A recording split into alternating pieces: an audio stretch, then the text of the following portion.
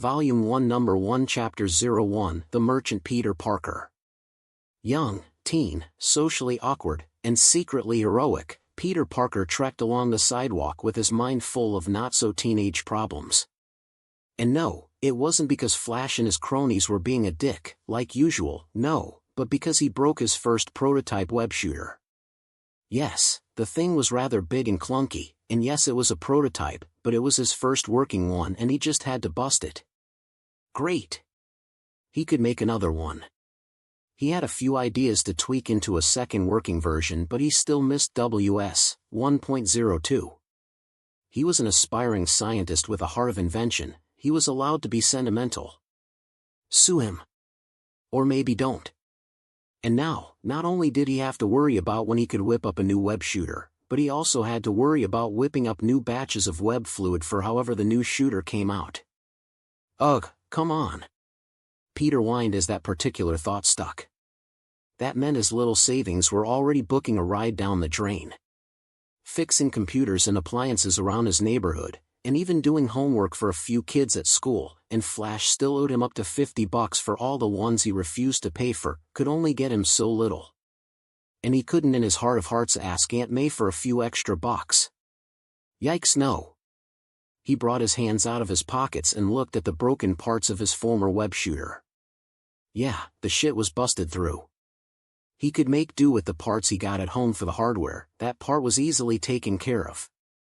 He winced as he cut off a sharp right towards his neighborhood of Queens, already sighting a visual of the building he lived off in the distance, smushed tightly on both sides by buildings of distinct architecture. I can't keep skimming ingredients off Chem Lab. He mused painfully. No matter how little, on a consistent basis, and Mr. Bradley was bound to notice. And then there was the problem with his suit.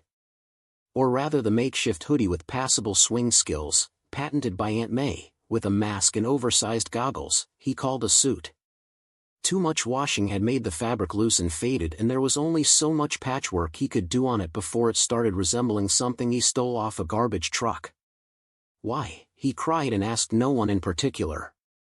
In a world of super-powered people and strange events, take a socially awkward teenage kid from the tail end of Queens, genetically modify his DNA, make him a pace smarter than the average kid, and you wouldn't need 3 tries to get the result. Only no one told him being a local hero, publicly acclaimed vigilante, would take away his feeding money too. Stupid thugs.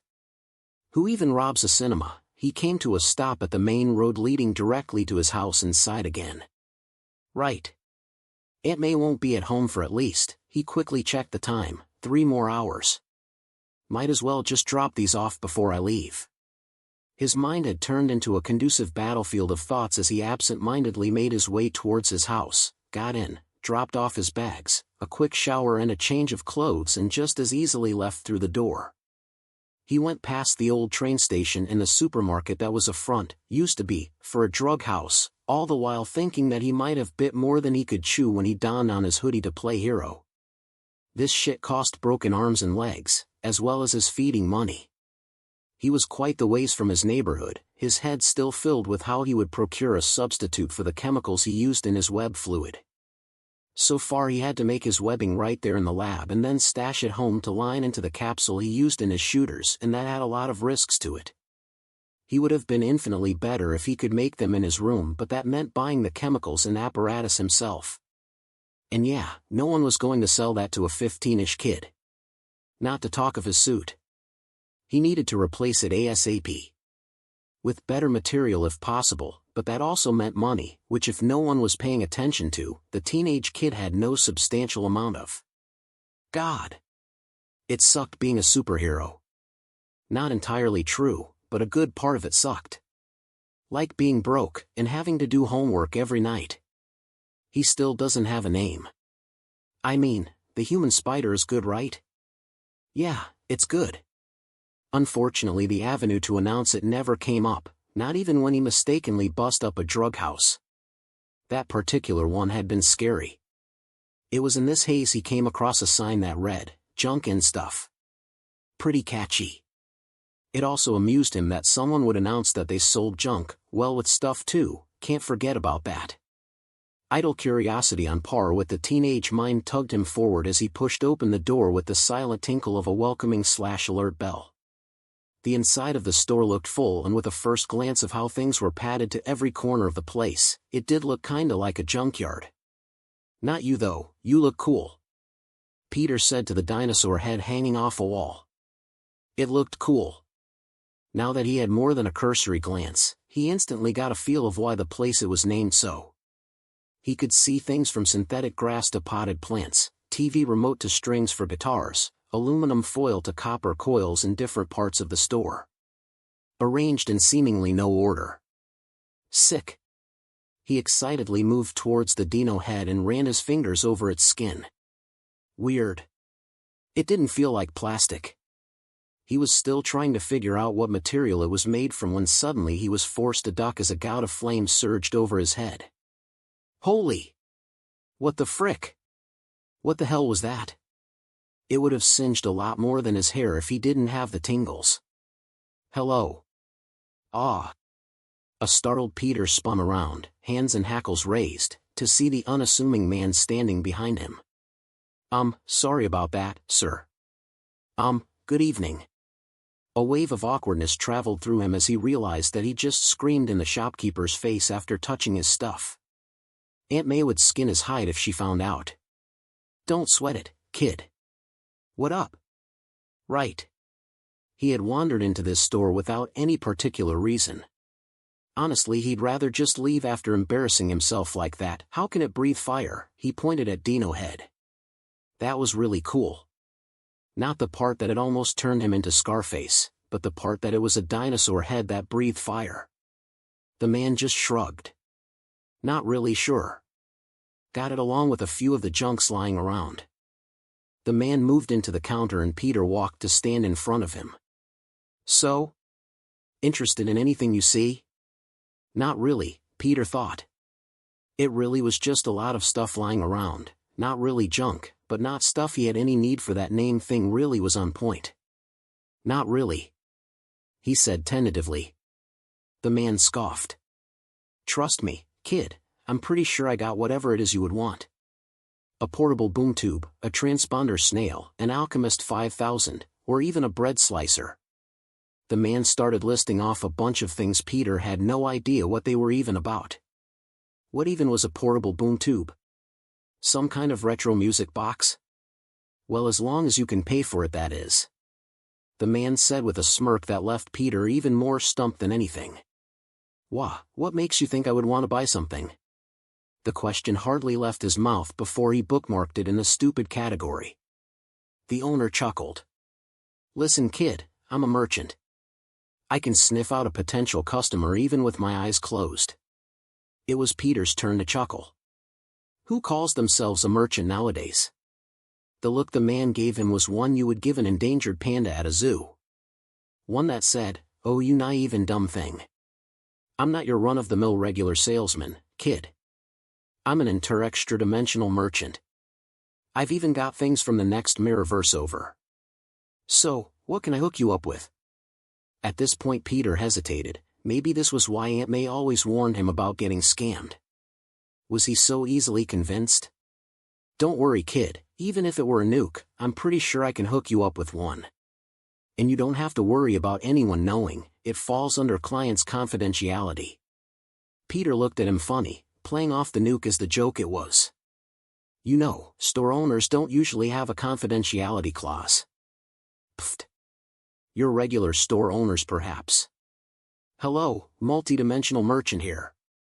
Now, what can junk and stuff get you? At this point, had he been a normal teenager, he would have already hightailed it, because the so-called shopkeeper merchant looked sketchy as hell. Probably like those guys trying to sell kids drugs. Well, Peter didn't really have anything he wanted to be. Chemicals. Do you have like chemicals, you know, for science labs and stuff? Peter asked slowly, and seeing the man just staring at him he tried to explain. I'm trying to set up a small lab in my room, you know, yeah. The man smiled and Peter shifted. It was one of those knowing smiles that had a lot of teasing material behind it. Hold up for a sec, I think I got a catalog for high school chemicals lying around somewhere. He opened the cabinet behind him, but Peter couldn't really see what was in there except for some vague shapes.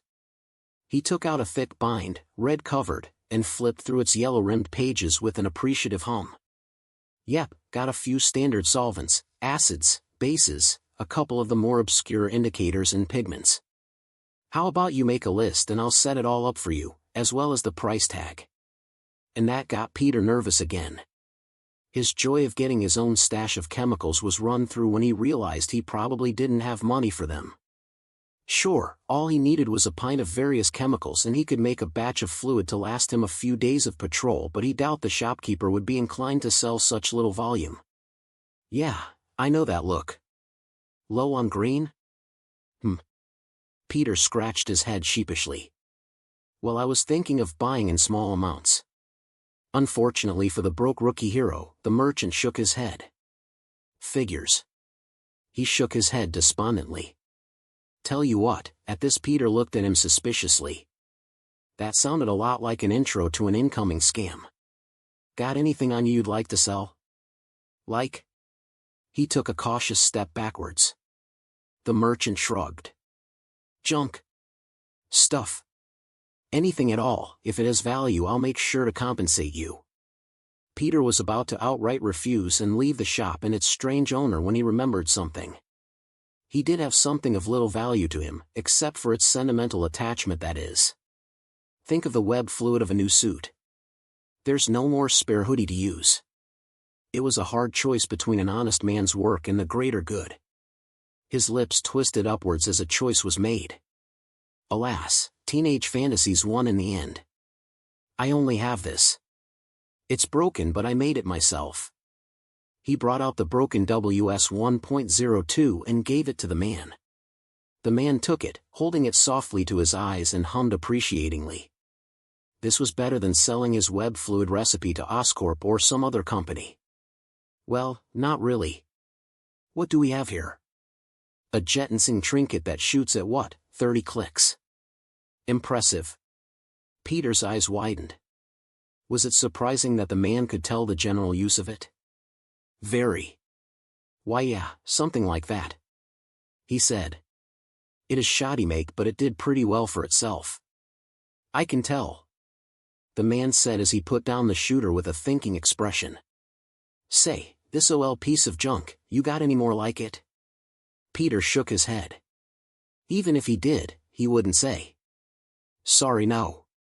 It's the first of its kind, well, the first one that worked. The man's eyes lit up. So it's an original. An antique, huh? Yeah, you could say that. Technically it was.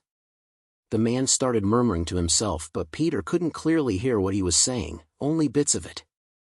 OG shooter, red and blue suit, not yet. And then he turned around with a smile. You're in luck, kid. Quite an antique you got there, even for a junk. How about I cut you $1,000 for the shooter? Kid? $1,000? Yeah, for the shooter. If you don't want it, deal. No take-backs. Take-backs? What are you, 12? 15, not 12. Oh, and I'm Peter, by the way. He stretched his hand out and the man took it good-naturedly. Peter. Call me Isaac. The merchant. Isaac said with a smile. Now how about we sort you out with those chemicals? Damn. Today really did turn out a great day for Peter. Portable boom tube. Boom tubes are wormholes created by handheld sentient devices called mother boxes used by the new gods of New Genesis and Apocalypse. They allow instant transportation between any 2 points and are such named due to the distinctive large boom sound they make upon opening.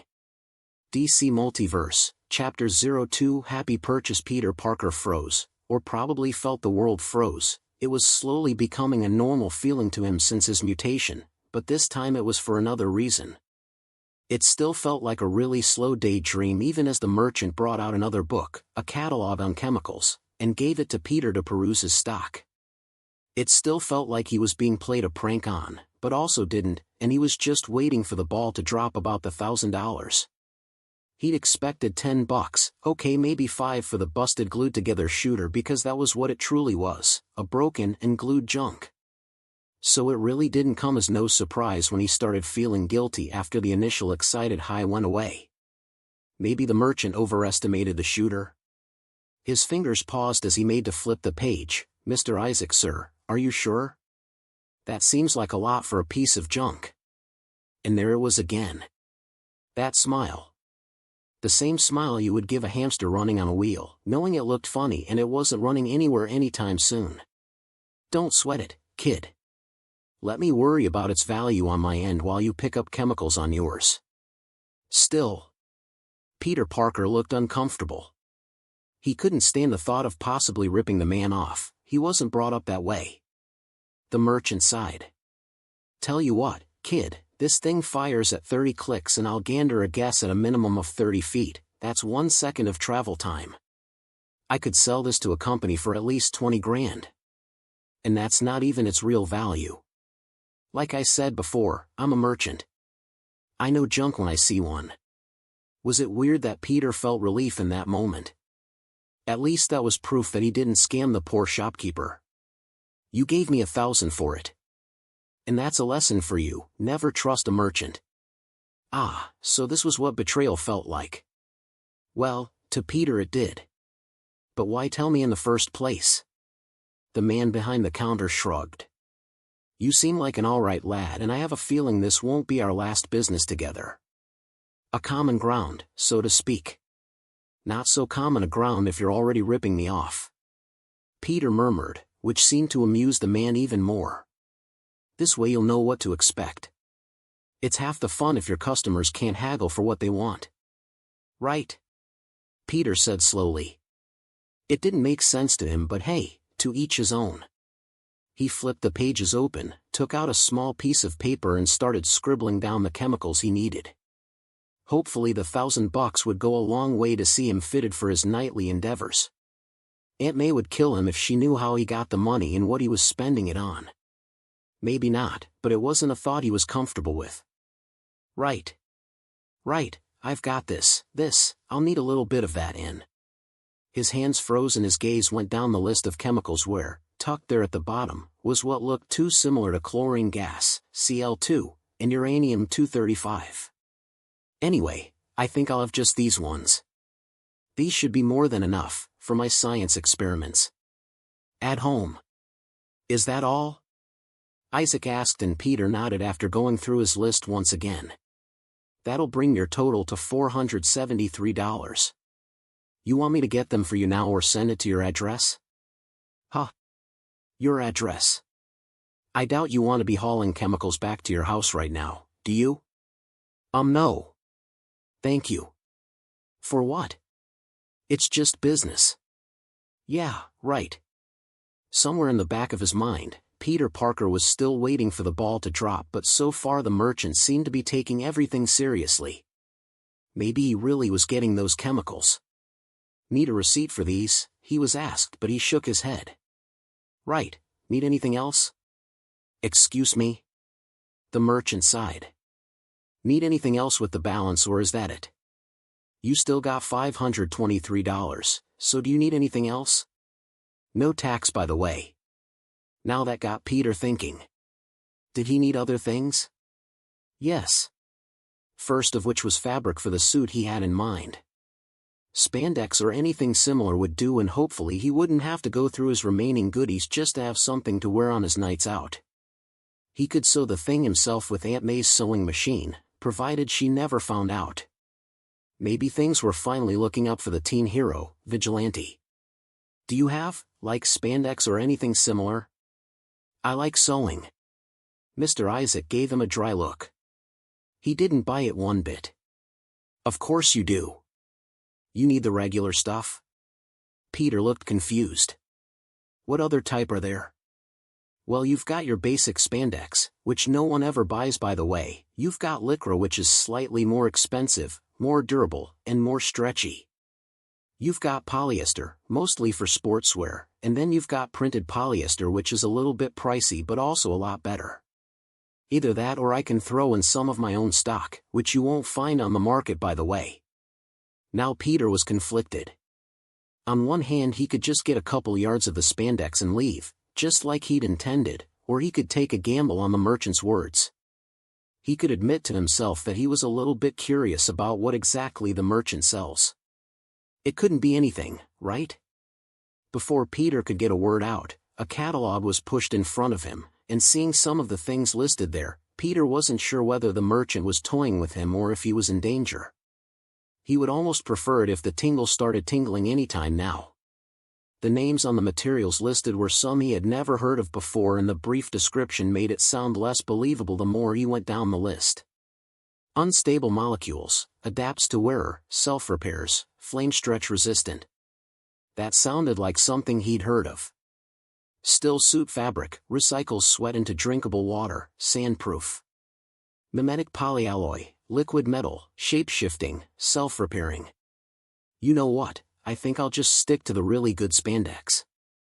He gently closed the book and pushed it back on the counter. What was he thinking? He was in a junk store, of course the owner would seek junk to people. He literally just sold him junk 3 minutes ago. And besides, there was no way he sold all those things listed there. Yes, he lived in a world where a man once threatened to lift up a city and smash it to the ground, while also having the power to do so. But even that was acceptable compared to the ridiculousness listed on those pages. Who sells uranium-235 in a junk store? The more he thought about it, the more sense it made. Maybe it was him, but the merchant looked a bit disappointed when he said he was going for the normal spandex. How many yards do you need, and in what colors? Air red and blue, 5 each. Peter Parker, teenage blob of repressed hormones, adrenaline junkie and uncertain decisions, plus part-time heroics. Seeing Mr. Isaac coming back out with a wrapped bundle of red and blue fabric, I almost had to stop myself from jumping in excitement. This was it. I can almost see it, the vision. Maybe, finally, instead of the police gunning for me any time they see me, maybe they'll finally acknowledge the fact that I am a hero. The whole hero thing was a bit of a gambit, especially after Uncle Ben, but with this I feel like I'll finally mean it. With great power, he'd said, the responsibility shouldn't be mine. What do I know? I'm just a 15-ish-year-old kid. But with this, maybe I can finally carry that responsibility. Still there, kid? Yeah, sorry. There it was again, that weird way he moves. I couldn't even tell, without looking, if he was right in front of me or not. Mr. Isaac was weird. Not in the I'll give you candy weird, but in the I might or might not have nuclear materials that I might or might not be willing to sell weird. He felt like the type to look at the words plausible deniability and deny it. Even as he handed me the packaged fabrics, I still didn't feel like he was a bad person. Weird? Definitely. I mean, he bought my junk for $1,000, so to me he's probably giving me all this for free. Here's your change. It was 150 plus some change. Thank you. It was nice doing business with you, kid. Don't forget to refer me to your friends. And remember, if you need anything, just drop by. Why did that sound like it meant more? I will. He sells junk, so I could probably buy a lot of spare parts for cheap for a couple of new web shooters. I can't wait to get home and check how this feels. I'll have to draw the designs again, and then sew it, or maybe make a new shooter first and new web fluids. I was halfway out of the store when I stopped to look back at Mr. Isaac because of a question that has been nagging my mind for a while now. Do you really sell nuclear bombs? It was meant as half joke and half curiosity. Do you have the money to buy one? He asked back with a slight smile on his face. No, I don't. Then I guess I don't. Right. I left the store, but not without giving it another look, because it looked cool, and memorizing its name and location. Even its name sounds cool. Junk and stuff. It took over 30 minutes to walk back home, and would have been shorter, less than 3, if I had my web shooters, which meant it was going to be the first thing I put together before doing anything else. Huh. My feet stopped a few feet in front of my house because right there, on my doorstep, were packaged boxes, 6 of them, neatly arranged on one side. The tingles weren't tingling, so it wasn't a bomb? Which isn't an irrational fear because I've seen it happen once. Aunt May was not expecting any boxes, she would have told me if she was. But it won't be arriving for an hour or so. I plucked the note stuck on one of the boxes and read what it said: packages delivered successfully. Hope for your continued patronage. The Merchant, Junk and Stuff. That was some fast delivery. Anyway, I hurled them to my room before Aunt May came back and saw them and asked how I got them. Those were questions I have no desire to answer. This is it, I muttered to myself as I shelved the chemicals. With this amount, it should last me 2 or 3 months of intense web usage, which is something I usually don't do unless I can't help it. Crime in New York has a way of making you question a lot of things. I mean, just last week I accidentally stopped a gun trade that involved rocket launchers. I can vouch that there is nothing within 30 miles that requires a rocket launcher. Neither is a problem nor is a solution. With the chemicals safely stored away, I think it's time to focus on the new shooters. Not having them made me realize just how important they are. It feels really weird having to jump over rooftops instead of just swinging past them. I mean, I can't really be a friendly neighborhood Spider-Man if I can't swing from web. Wait, that's a cool name. Spider-Man. At the very least, it's better than the human spider. Number 3 Chapter 03 Test Flight. Peter has been having a blast of a time after finally getting his hands on a new web shooter, and with the same high he rode to create WS 1.07, he created his first ever super suit. Well, there wasn't anything super about the suit, but those were semantics. He might have underestimated the quality of the material he had bought from the merchant, Mr. Isaac, until he started sewing it and realized that what the merchant had dubbed as high-quality spandex was perhaps something that wasn't in the regular market or even the high-fashion market. In fact, he was pretty sure that, while yes, it was a high-quality spandex, it was too high a quality for spandex. It did let his thoughts wander though. What kind of materials could he really buy from the merchant? As far as he was concerned, this extremely stretchy, wholly breathable, and greatly washable spandex resembles something that was made in a science lab. With careful testing, especially after he found that out, he was able to squeeze in a second spare suit and 2 very comfy underwear before he ran out of fabrics to sew. It truly was an experience. And that wasn't even the last of it. Oh no. If Christmas came early, then he might as have well robbed Santa. Those chemicals. Oh, those chemicals. If the fabrics made him curious of where Mr. Isaac got his wares, then the chemicals downright frightened him on where he got his wares. Purity. It was too pure, way too pure for what was sold in a shabby store in a nondescript neighborhood. The chemicals in his school lab were no way near the ones he bought in terms of purity. They once had a science excursion to Oscorp, and not even the fun little experiment they did there brought out the same efficiency with the chemicals he bought from Junk and Stuff. He would know because the difference was way too clear in his webs. First of all, his webs could lift twice the weight they used to, which was a 100% increase on its strain reduction, and then there was the fact that he had to make changes to the ratio of chemicals he used because the initial ones were way too sticky and lasted for up to 8 hours instead of the original 2. The elasticity also jumped through the roof, but that one was understandable given the first 2 discoveries. If the chemicals they used in their trip to Oscorp were industrial-grade chemicals, then he had no clue what these ones were called. All he knew was that they should cost more than the amount he bought them for. He could swing farther and faster with his new set of web fluid, and he had the distinct thought that he needed to come up with better upgrades for his web shooter if he wanted to get the best out of the webs he had. Rough calculations pointed that his shooters weren't shooting them as fast or up to the limit distance they could go. As far as Peter Parker was concerned, his first reveal as a suited superhero was filled with way more excitement than he expected. A traitorous thought slithered into his head at one point that what if this was what the merchant wanted? To get him hooked on the good stuff and then cork the supply. It would be a classic addiction case, and the 15-year-old hyper but socially awkward teen found it way too terrifying for his young mind. Was he already getting addicted? Was this the start of his downward spiral? What lengths will he go to get his new fix? All in all, the last 2 weeks have been nothing but eventful for the young spider who finally learned to take its first true swing. But the highlight of the last 2 weeks was when he finally managed to get out his name without fumbling through it or being lost in a quip-off with a criminal. It was better than the awful names that were beginning to gain traction due to the very diligent effort of the Daily Bugle. Seriously, what kinds of names were Creeping Crawler, the Masked Menace, the Stickler? And the worst of it, the Red Booger. The first time he heard that name on the broadcast, he had to take a 1-hour break from patrolling to do a routine of self-motivation. So yes, he was very happy that he finally managed to get the name out, Spider-Man, thankfully, instead of the human spider. It brought a tear to his eyes when he saw the first published photo of him on the front page of the Daily Bugle with his official name tagged on the headline. Jonah Jameson was a bitter critic, but he sure knew how to write an article, even if it was a defamatory one.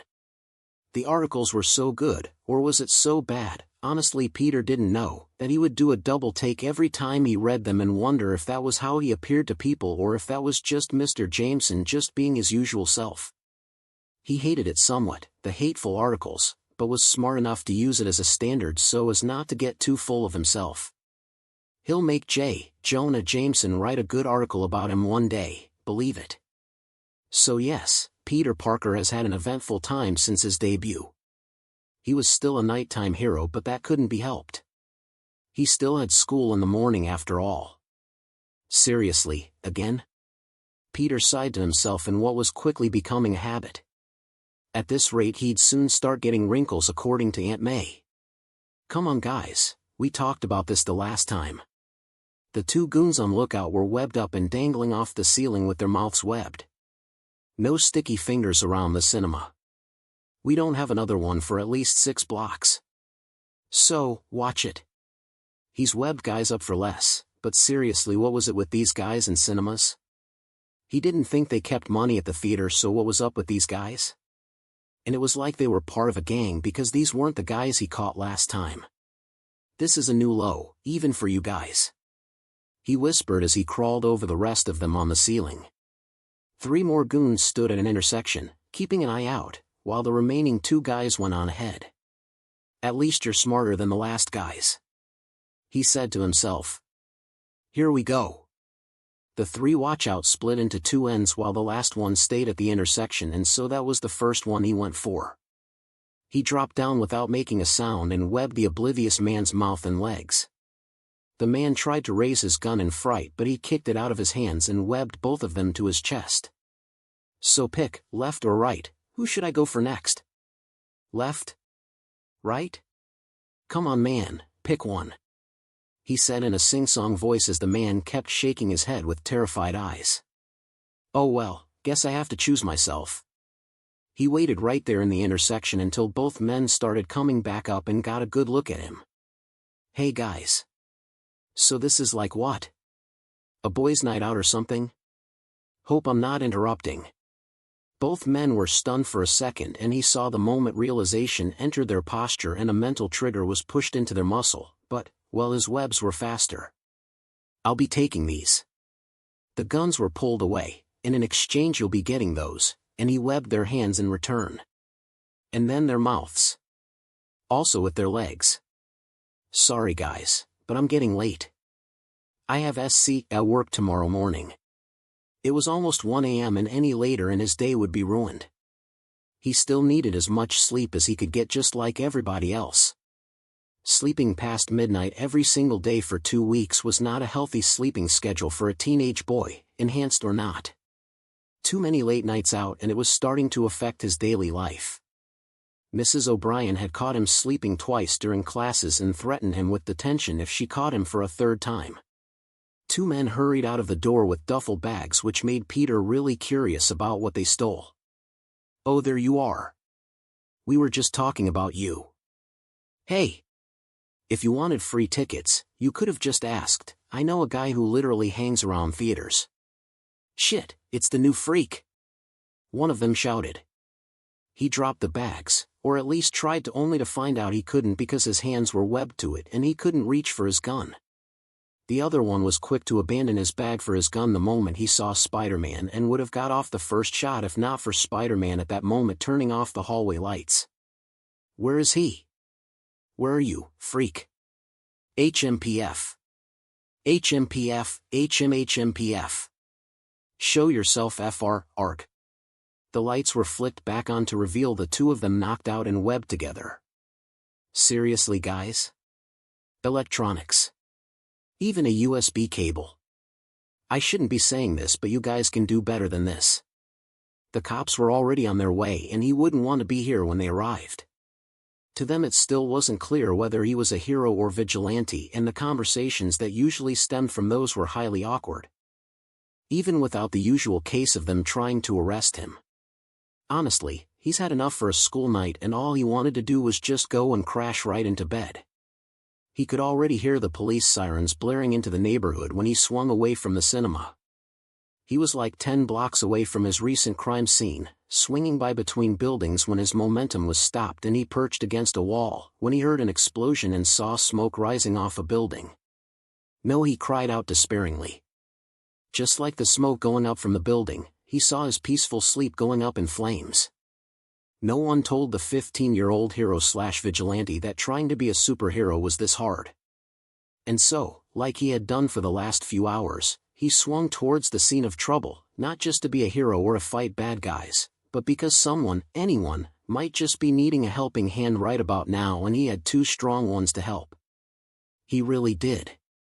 Peter Parker, a mentally exhausted, sleep-deprived teen, functioning on way too unhealthy amounts of coffee, the bed never felt so inviting in all my life like it currently did, and I had to take extra care to not make a noise when I came in through the window in order not to wake Aunt May up. During my swing home, a new idea for an upgrade to my web shooters came to mind, and since I had a few extra cash left over, maybe I should visit. Nope, I'm going to go to sleep now. Sluggishly, with every movement feeling like I was moving through quicksand, I started taking off my suit. Gosh, even taking off the mask feels like I'm dragging my hands through lead. Gods, these boots stink. Even with how breathable the material is, it clearly wasn't enough to offset the soot and junk I've been through today. Oh bed, how I've missed you. Web shooters, merchant, webs, they can all wait till I wake up. Whenever that is. Number 4, Chapter 04, An Unnecessary Purchase. Jessica Jones lived in New York. She hated New York. Every single day she lived here, which was pretty much her whole life, served to convince her that this city had it out for her. She could find something new to hate about this city every new day she lived in it. So why hasn't she moved out? Well, the damned city won't let her. That was her justified excuse, and she kept with it. She deserved a medal for living through the weird shit that seems to happen to only this city. Not only was the city weird, the people in it were weird too. Queens, Hell's Kitchen, Brooklyn. If New York was cursed, then these three places were literally sinking into hell. Mutants, aliens, demons, witches and warlocks, even the damned Ninja Turtles could be found just by strolling through these places at night. She cursed under her breath as she walked through Queens under the light drizzle that came out of nowhere. She was spooking a trail, or at least looking for a trail and seeing if she could spook it. Damn this rain. She cursed again as the rain fell harder. There was not supposed to be any drizzle for at least 3 days, but no, this damned city liked living by its own rules. She'd spent the last 5 hours chasing smoke, when the sun was still out in the sky, and just when she decided to call it off and call it a night, she just so happened to see a face of interest and had to continue the whole tailing thing only for the rain to start falling and made her lose her mark. Got you, rat. She smirked as she caught sight of exactly what she needed to break this case. Being a private investigator was a dirty business, but it was a career that apparently had high returns in the dirty muck that New York was.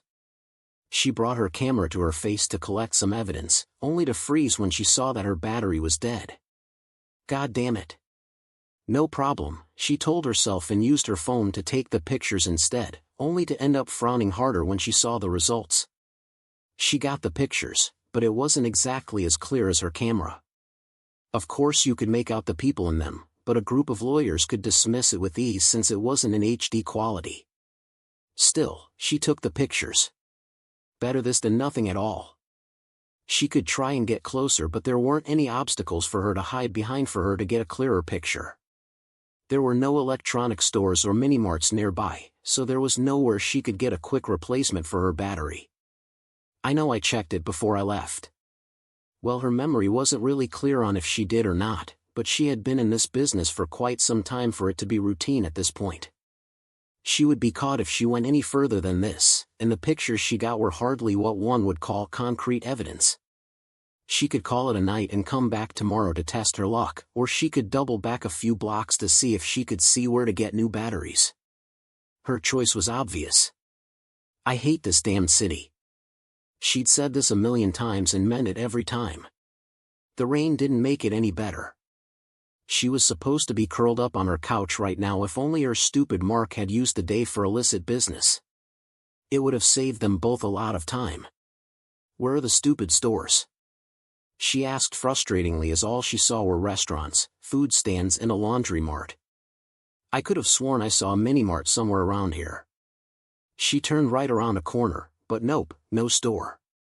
She was about to retrace her steps and take another road when she saw a boy coming from an alley with his bag hanging down his shoulders, his gaze down and awkward. Her deduction said high school student, probably just got some weed and was clearly trying too hard to look normal.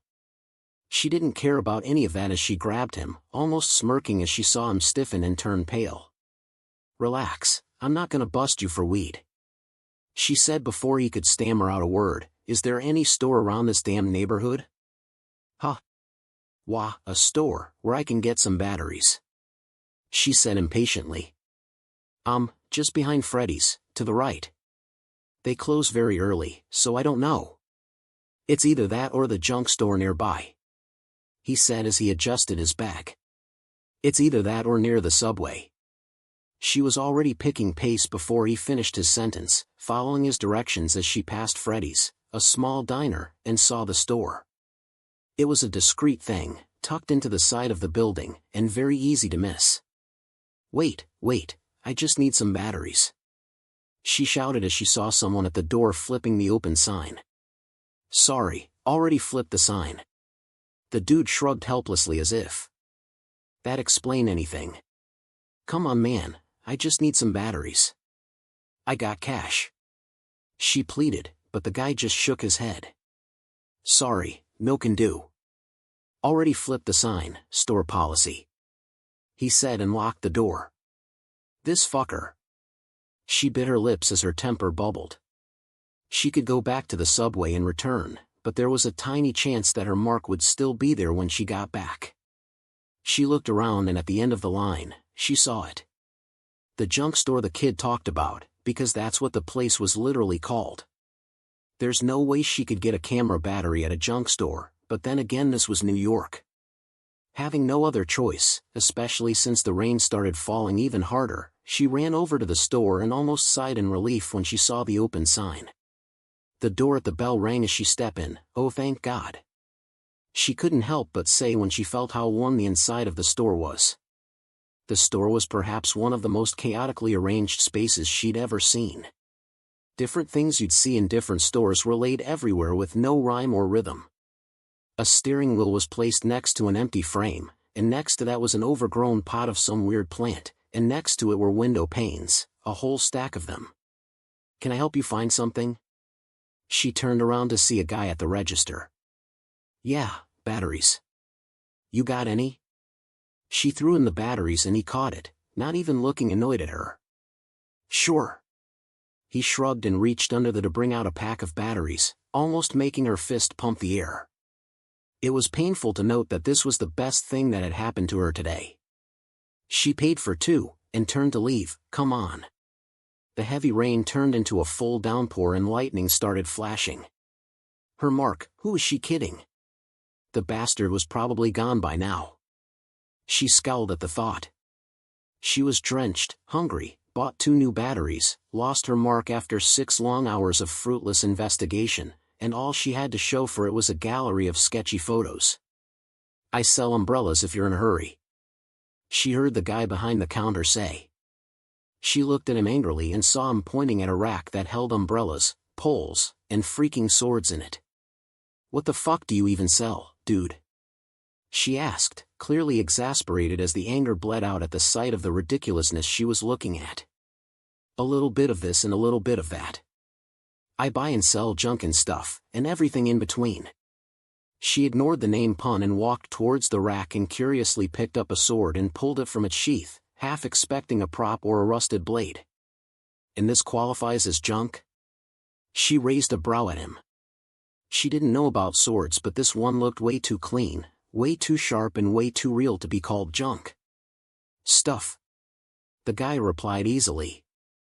Well, he clearly got jokes, she'd give him that. She looked at the window and saw the torrent of rain beating at it, along with the flashes in the sky. Yeah, this was a bust. She sighed and put back the sword. Hey, Isaac, he supplied. Isaac, she started, mind if I wait out the rain in here? He shrugged. Feel free to browse while you're at it. She snorted. Well, it would be boring and awkward to just stand in the middle of the store, so she took his suggestion and just checked out what he had. Why not just buy an umbrella and go home? Well, she was still salty for having to buy batteries she ended up not using. As she walked around, in one particular corner of the store, she saw one of those pharaoh sarcophagus things, looking all old and golden. You buy shit like this and sell them? She asked curiously. Mostly from other people. If they want to part with it, they'll find a fair buyer in me. As long as it's authentic. She snorted, and jerked a finger at the golden coffin. You think this is authentic? Surprisingly, Isaac nodded, not a trace of joke on his face. I assure you, everything I buy and sell are authentic make. Junk or not. Even if it's broken, as long as it's real, I'll buy it off you for a fair price. Yeah, right. Save the con lines, I'm not stupid enough to fall for that. Well, this is New York, so I guess there's no end of fools who'll believe you. She won't give him smack about it, but there was no way that was real. The sword might be real, but if the sarcophagus was real then it'd belong in a museum or some rich collector's trophy room, not in a pawnshop. Off to the side of the fancy coffin, on the wall, she saw an admittedly cool huge sword that had a 6-skull guard with 2 small horns, along with a ribcage that held the rest of the blade. What the fuck? She suddenly felt goosebumps on her body as she neared the blade. She ran her finger over the edge of the blade and flinched hard in shock as she stumbled back. She looked at her finger, at the very thin but deep cut, in disbelief. She wasn't invulnerable by any stretch of the word, far from it, but grazing a blade with her finger was not something that would hurt her, unless with some force behind it. She looked at the blade, and to her horror, saw her blood being absorbed into it, until the blade was back to its pristine look. Instantly, she marched towards the counter where Isaac stood and demanded sharply. What the hell was that? Isaac tilted his head in confusion. I'm not sure I follow. That blade, the one with the skull. She pointed, her anger and panic rising. Isaac looked at the blade and gained a look of understanding. Oh, that's rebellion. It's a Sparta family heirloom. Quite the demonic blade, that one. Demonic? She looked confused for a moment, because demonic was clearly what that thing looked and felt like. That thing gave me a cut just from touching it.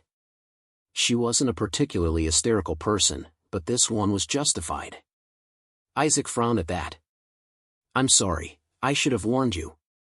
It's quite a sharp blade. She lost it for a moment and shouted at the damned clerk. It drank my blood. She looked at him incredulously and he simply nodded his head and answered, it does that too. Number 5 Chapter 05 A definitely necessary purchase. She stared at him as the incredulousness just bled away into plain stunned silence. Meanwhile he just stared at her with a small smile. Like he was telling her a joke and she just wasn't getting it, because she was the punchline. She took a cautious step back and looked at him warily. Her hand went into her jacket, and she cursed mentally when she only found her empty pepper spray, but she kept it there to keep him cautious. Who are you? She asked. Sure, she could bench press a regular guy, but this was New York. A regular guy might just as well bench press her. She'd found that out the worst way. You can call me Isaac. This, he gestured to the store, is my little shop. He folded his hand behind him, an action that made her take another step back, one he saw and decided to bring them back to the front. What are you? She asked carefully. Once again, she was in New York. Nothing was too far a stretch. I am but a humble and simple merchant. The way he said it, Jessica noticed, sounded weird. In fact, the way he spoke the entire time sounded weird. It sounded too formal and posh for a simple back-alley pawnshop. Relax, miss. He spoke calmly, too calm, like none of this was a concern to him. I assure you, as long as you're in the confines of this fine establishment, nothing other than trade will be permitted and allowed. That includes violence of any kind. What the fuck kind of established rules was that? And there it was again, speaking like he was a judge in a courtroom and everyone was under obligation to follow his words. Her stance loosened, but no way in hell was she relaxed. She just wanted to see if he would do anything funny. Right. Apologies for the harm that came to you. It's not usually up for display, so I forgot to put it behind a glass when I hung it up. Apologies, ma'am. It was as formal an apology as the word formal could get. If you would accept it, I would like to offer medical aid to the wound. She eyed him warily. She was almost certain that something weird was up with this store. Was it some sort of black market front for some exotic merchandise? Try anything funny and I'll make you regret it. She finally said as she slowly moved towards him. She wasn't such a pussy that she would run out in fear just because some big-ass knife nicked her. That said, she wasn't averse to knocking his lights out if he tried anything funny. Super strength and durability might have made her more cocky and daring, but certainly not more stupid. I wouldn't dream of it. Slowly, he reached one of the drawers and took out a little bottle and white cloth. I said nothing funny, she warned loudly and took a half step back. I am not. He looked at her and calmly replied. Then what the hell is that? She asked in a dead voice as she pointed at the clearly glowing liquid that was inside the tiny bottle he brought out. He sighed. He had the nerve to sigh. Oh, she wished she brought a gun. This is Estes. It's a healing bomb. It's instant. Okay, this was too far into trippy territory because either he was obviously fucking with her or something weird was going on. He dabbed the cloth over the mouth of the bottle and waited for her. She didn't need to entertain whatever this was since her regeneration would take care of the cut in a couple of minutes, but she also wanted to see what this merchant was all about. And that's not some black market drug you have lying around, looking for test subjects? Certain, was his very dry response. She was no chicken, so she closed the distance between them and watched with high alert as he brought the cloth towards the rather thin long cut on her finger. What? How? She didn't know what her face looked like, but her mouth was definitely wide open. Why? Because the wound instantly disappeared after he ran the cloth through it. She looked at him again, this time a little less wary but more suspicious. So what? Are you a mutant or something? Oh, I'm nothing quite as marvelous as that. I am just a simple merchant, peddling a simple trade. And what exactly do you sell? A little bit of everything and a lot of less.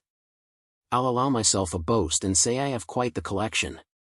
So whatever you want, I'm sure I can help you get it. She raised a brow at his claim and eyed the glowing bottle. Even that, to which he answered with a nod. Yeah, no. She was not buying a bottle of fairy dust and chucking it down to get some magic healing. She could handle that on her own. She also did not want to get addicted to whatever new sensation it was, or grow a third eye or some other horrific side effect. What else do you sell? She asked instead. Whatever do you need? He asked in return, which made her smirk. So if I want to buy a gun, I'd ask what type. He said easily with a just as simple shrug. She tapped her chin and squinted her eyes at him. She was almost certain he was a dealer of sorts, and not the small type either. Well, time to test that certainty. How about a list of the kind of stun batons you have? She threw him the curviest ball she could, because who would have stun? He went through the door behind the counter and came out 5 seconds later with 2 boxes.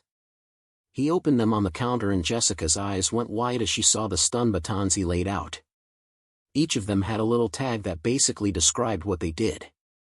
Murphy's Law, may not be lethal, but your enemies will wish it was. Cyberpunk 2077, * can hit multiple targets at once. Merson stun batons, you never forget the first time you get whacked by one of these things. Star Wars, taser wand, particularly effective against werewolves. Teen Wolf, * produces up to 900,000 volts.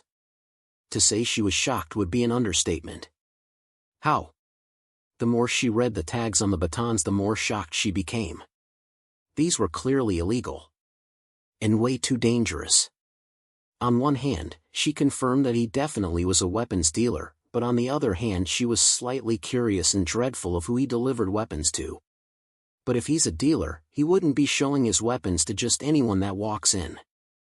There has to be a secret code or something. Her train of thought came to a halt as she remembered the sword, the demonic sword, and the glowing bomb.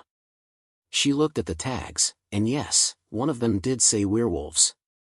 So far the list was camera batteries, mummy grave, demonic sword, magic potion, and illegal tasers. Her mind raced as another conclusion came to her. He wasn't a weapons dealer. He was a dealer, plain and simple, and not the normal type either. He did call himself a merchant. What does that even mean? Does he really sell anything? She was worried he might get annoyed if she pushed too much or asked for his entire inventory, so she decided to just start small. If he really sold stuff like these, then he would be a very good contact/supplier to have. She looked at the stun batons, if they could still be called that, and while she liked the idea of having one to go along with her extra activities, it wasn't really a necessity, at least not right now.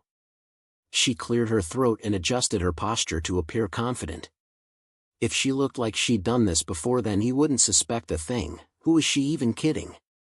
What about cameras? Spycams, micromics, micro-trackers, let me see them. If he saw her blundering act, then he didn't say anything and instead reached for something under the counter and brought out a few smaller boxes. She hungrily read the tags and salivated at them before wincing as she saw the price tags. Cameras weren't cheap and neither were these. Damn, these things are pricey. She whistled. Isaac, the merchant, smiled. A fair bit, yes, but it reflects their capabilities. Was she really about to do this? Her entire day has been particularly shitty, and here she was contemplating whether she or not she should take the risk. She wasn't exactly swimming in funds, and purchasing these will set her back but also make her job a lot easier. As for whether or not they worked, well, she was obviously going to test them before she paid for them. These were the 3 items she picked, along with a camera, but the camera was by the far the most normal thing out of all of them, even if it was leagues better than her current one. The toaster alone was $2,500 and came in a pack of 8.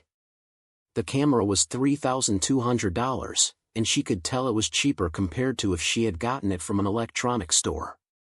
But still. How about I give you $2,700 for the camera, and $2,000 for these small pops? These things ain't cheap, you know. Unexpectedly, he smiled at her haggling and instead of cutting it off, played his hand and took off a measly $150 off the top of the entire thing, which came to roughly $7,000. She would have been embarrassed to be seen haggling this fiercely, but they were the only ones in the store and he didn't seem to mind. In the end, she could only get him to cut off $150 and had to sell him her camera, along with the 2 batteries she got earlier. In the end, she still ended up paying over $5,000 and that hurt her pockets good. She had been skeptical about the whole thing, but it was all blown away when she saw the quality of pictures she got from them. She could connect them to her phone and her computer at the same time and the range was simply ridiculous. If she had this earlier. At least she got something good from the blasted day, even if it pained her. They all had a 1-year warranty, so that was that. Thank you for your patronage. She rolled her eyes. Cut the crap, Isaac. At this rate I'll be lucky if I can pay my rent next month. He chuckled but said nothing after that. He was a pretty alright guy, she thought, probably in his early or mid-30s. Ah, she almost forgot. What was that healing thing again? How much is it? Estes? As cheap as $200. It'll heal any type of physical wound, no matter how great, as long as the person still draws breath," he said as he brought it out and handed it to her. "On the house. As compensation for what rebellion did." She looked at the clearly magical fairy dust and put it in her bag. "You're sure it's not gonna make me grow a third hand or something?" she joked. "Goodness, no." "Then thanks for the freebie," she said. "You can call me Jessica." She stretched her hand and grinned as he shook it. "Yup, he definitely ain't normal. Hope to see you again." She laughed. "Oh, you can count on it. As long as you give me a discount." Thankfully the stupid rain had finally decided to stop, so she wasted no time and grabbed her things and left. She took one last look at the place, especially the name, and snorted in amusement. "Yeah, right. Number 6 Chapter 06 A slow day for the merchant. Isaac the merchant was having a slow day, which was pretty normal in this line of business, especially so for merchants who just moved into a new location. Now Isaac was no newbie when it came to peddling his stock, which was evident in how robust his catalog was. He wasn't really lying when he told Jessica that he had a little bit of everything and a little lot of less. On the off chance that he didn't have something his lovely customers wanted, he was confident in his inventory that he could procure them a more suitable alternative. Alas, he would have to wait for a while before business really started moving. Waiting was never a problem for him. He'd done this 100 times in 100 different places, and each time was a repeat of the time before. He was still in the phase of sourcing his goods to his honored customers, which was always the slowest part when a merchant set up a new shop. "You're going behind a glass, buddy. Let's hope we can get you a new home this time around." He patted the wailing Necronomicon tenderly on its fleshly wrappings. For a stereotypical book, it gets a lot of bad rep. Human faces crying blood tears stitched to the cover was as much a spoiler as anything could ever get, and yet people still act shocked when they read its content, or when it reads their souls. It happens both ways, and the little book was a pretty fast reader. As he walked around his store, shelving and boxing some of his wares, Isaac couldn't help but picture the day when he would get to sell all his supplies. He chuckled, knowing how glorious such a day would be. As merchants, they prided themselves in procuring authentic, vintage and the highest quality of goods so they can peddle to wanting customers. "Now how did you get out of Schrodinger's box? I put the both of you in there for a reason." He sighed tiredly and grabbed the human-sized statue of a female angel that was hiding a bunch of mannequins. He took the statue to the backrooms, ignoring the flickering lights and the vague shapes hiding behind pillars, and went straight to the inconspicuous small box lying on the floor. He opened the box and started pushing the larger statue into it until it completely disappeared into the box. "Stupid cat. You only have one job, and that's to watch her, and you can't even do that. It's not like you do anything else." He grumbled under his breath as he clasped the lock of the box into place and then left it on the ground and went back up to sort out his shelf. As merchants, they had a love for everything they paid for, but sometimes it was extremely trying on their patience and mental health. Like having to perform roadside therapy for a tome of parchments that single-handedly rebranded cosmic evil, only to find out it was just a misunderstood book with autism and Down syndrome, and that its skin was a little bit darker than the others. As for the constantly regenerating bursting eyeballs, well, it was a bold fashion statement it tried in order to build up confidence and have a bigger public presence. It's simply aesthetics. The end result was always worth it, but the time between it was a dice roll of relative peace or a constant loop of migraine. But that was the curse of the trade, and any merchant worth their title would happily receive it with both hands and a smile. They could always trade it for something else. He went to one of his storerooms and picked up a half-opened unmarked package box.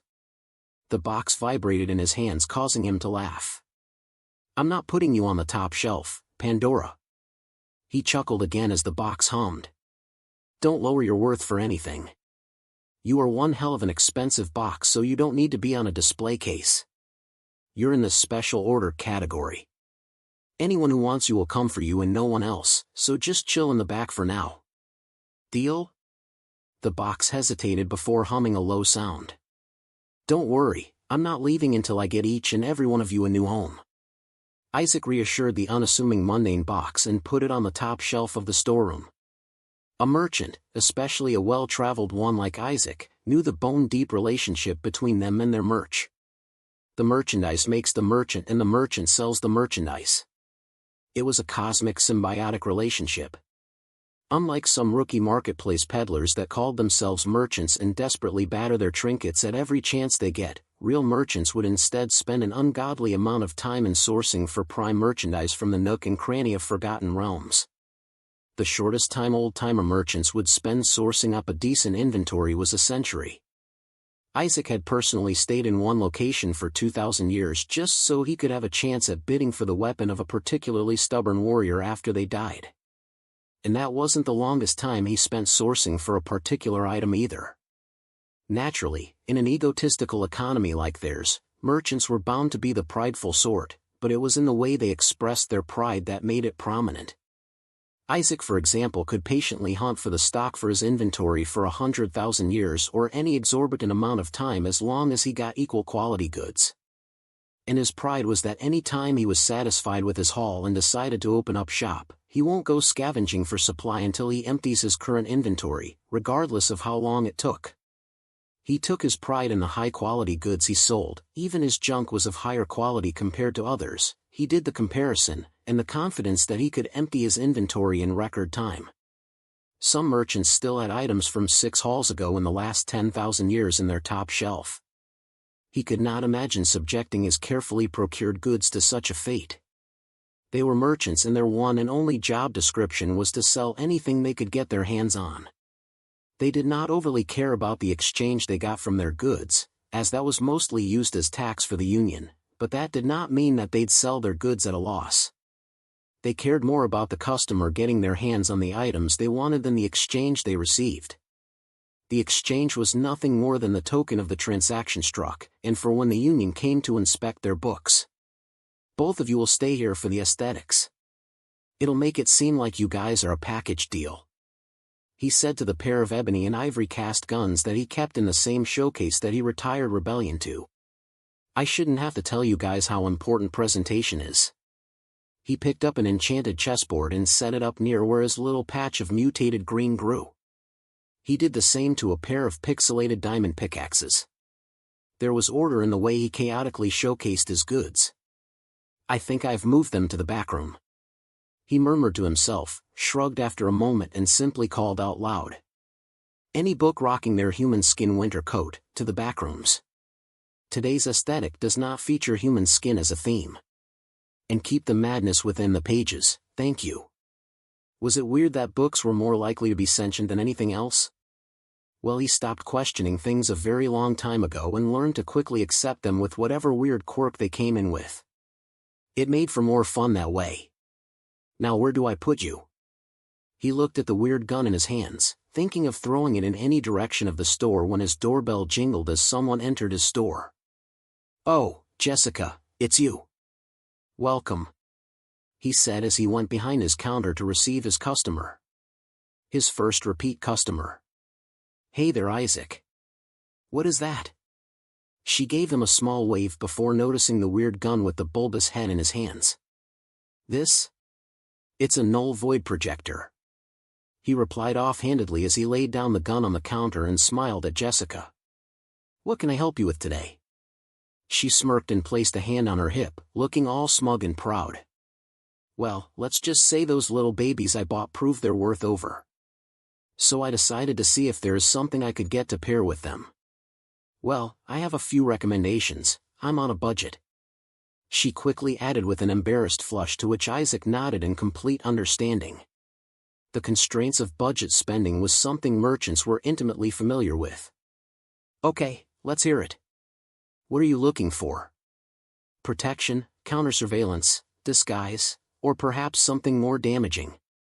She actually took a second when Isaac listed a few avenues she could procure from, which meant that she didn't think too much about what she wanted and instead wanted the shop to give her good options. A good customer trait. I can take care of myself pretty well, so I'm not naked on that front.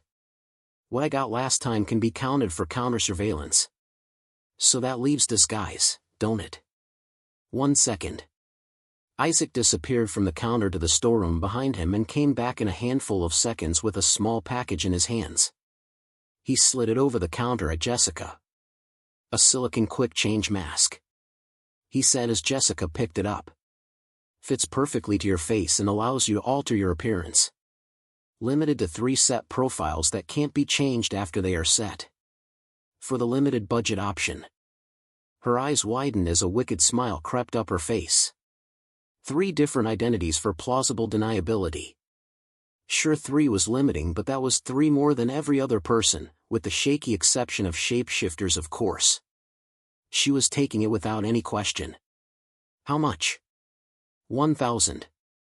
Isaac replied with a service smile while Jessica winced as that was a little too close to the limit of her budget.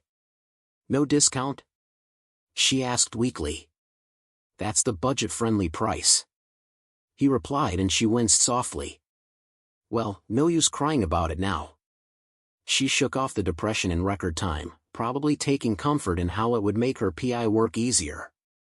"So how does this work?" "There's a plate inside. You'll connect it to your device and send over the image, then you just have to leave the mask on it for a few minutes and that's basically it. You can connect your device to the mask afterwards and change it remotely."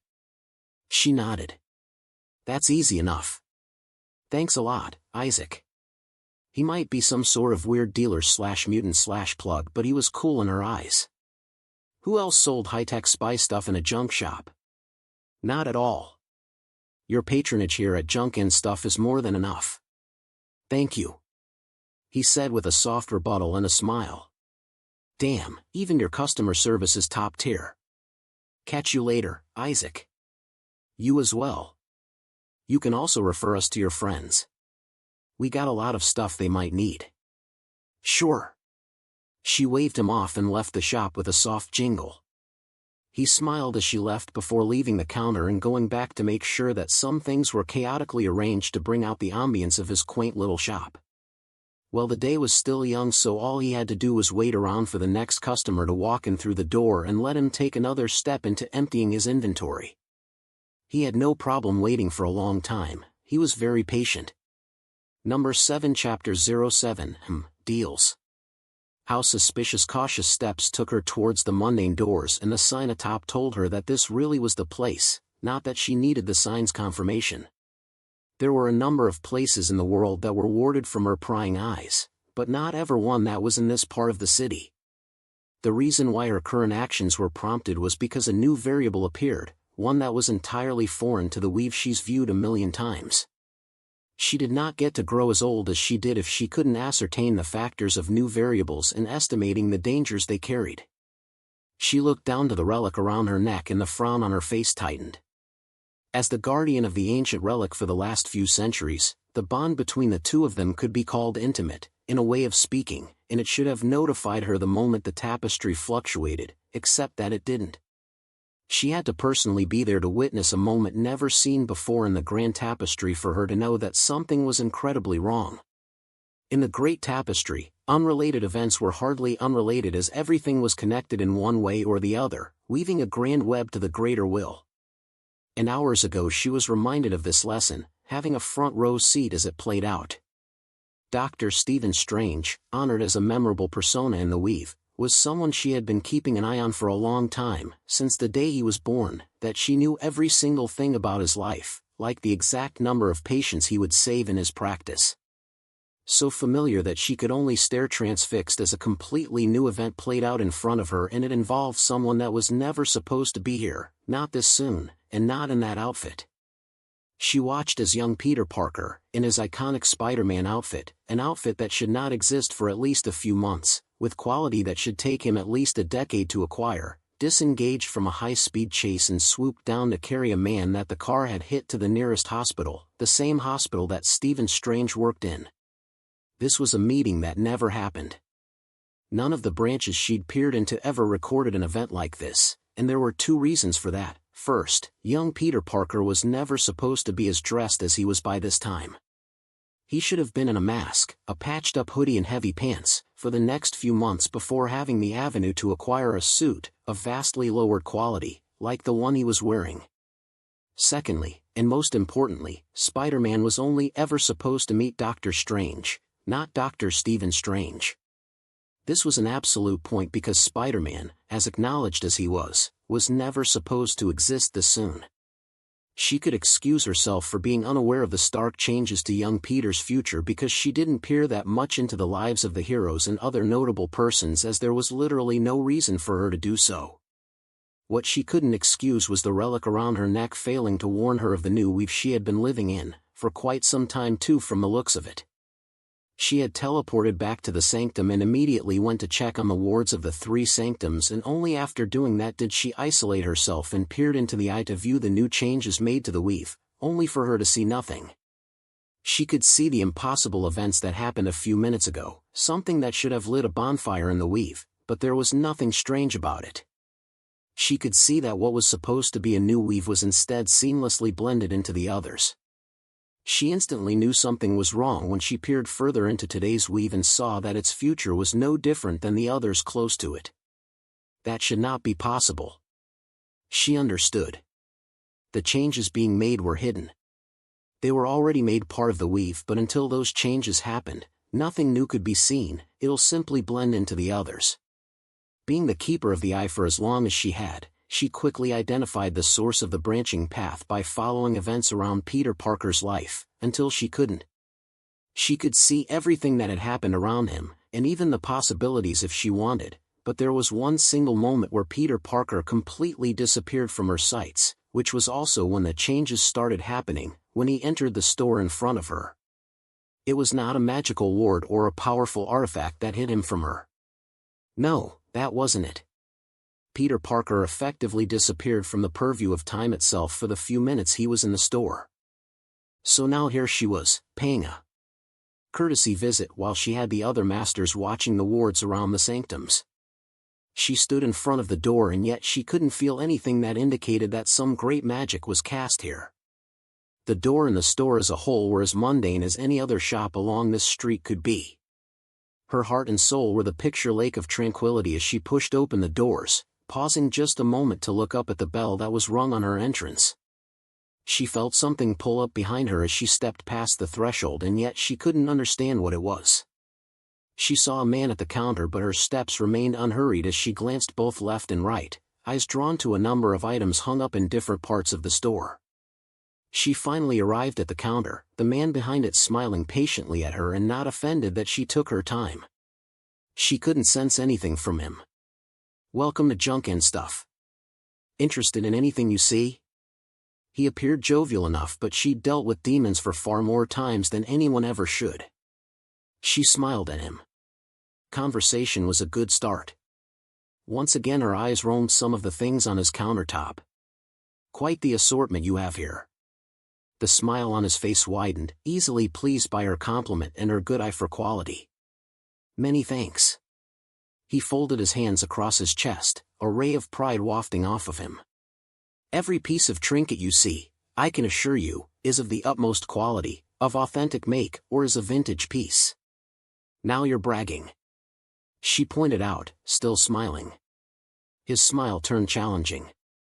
"If you can prove me wrong, then I'll let you have any one item for free." "Deals." She laughed and shook her. "I'll humor you for now, but I'll be keeping an eye out." She had made enough deals in her life to know when to not make one. "So what exactly is this store about?" "I've seen enough to get the idea, but tell me." "But of course. My name is Isaac, and I'm a merchant, and this," he gestured openly at the store, "is my little domain where simple and honest trade can be carried out. Goods from lands you've never seen, never heard of, and can never go to are readily made available for your purchase. Whatever you want, as long as you have the means, is open for trade." Her eyes narrowed and her fingers flexed. She saw the flash of pride when he called himself a merchant, in a way that insinuated that it was more of a title than a job occupation. "A trade, you say?" Now why did that word tickle her? Maybe because she could remember some fond memories of beings offering her trades. "And pray tell, what do you receive in compensation?" He gave a casual half shrug at the question. "Any country's currency will do. You can also pay in gold, diamond, precious stones, or through other esoteric means." "Souls?" She stared at him, her fingers flexing spastically behind her back. Those two, he readily agreed. It's a bit difficult to price and most people tend to not accept the price of their soul. You presume to know the price of a soul?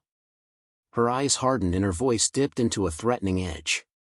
Whoever he was, she was not underestimating him, but whether he offered her the same courtesy was unknown, seeing as he remained unperturbed in front of her clearly hostile posture.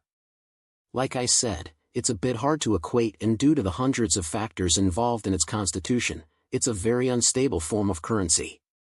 He ended with a bit of distaste and sighed helplessly. However, as a merchant whose policy is to trade with anyone willing, souls are one of the rare currencies people use, and I have to accept. That's a lot of loopholes for a simple and honest trade.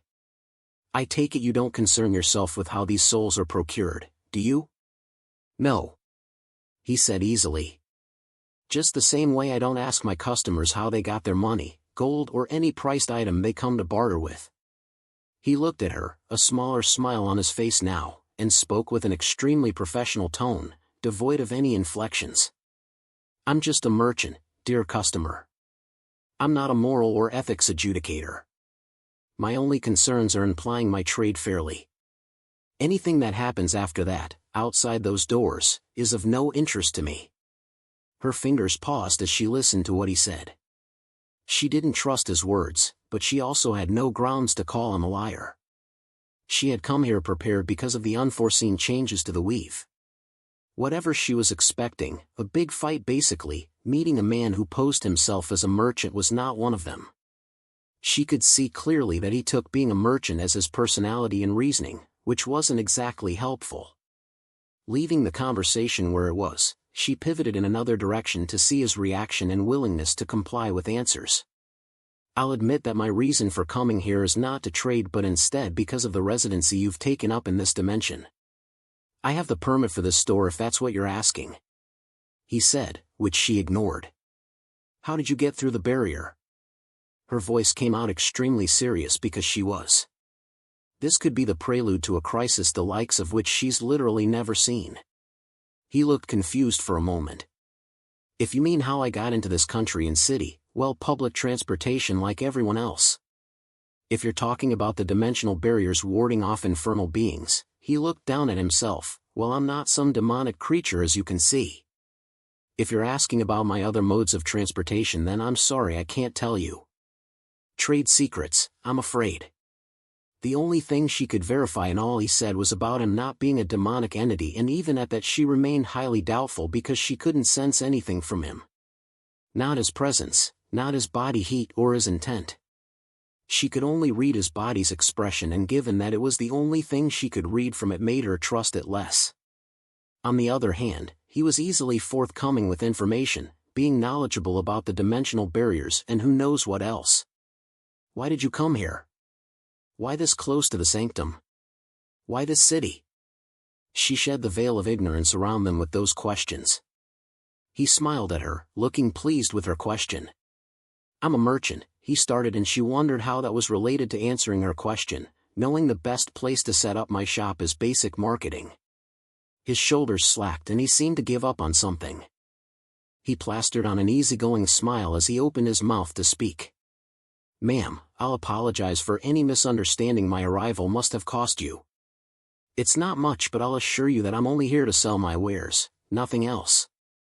She snorted. And you don't care about the outcome your action of trading these objects of yours might cause?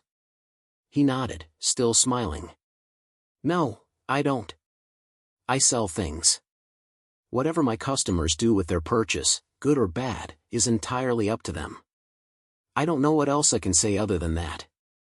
Leave, she said. Take your shop and your goods and settle somewhere else on another planet. That I can't do.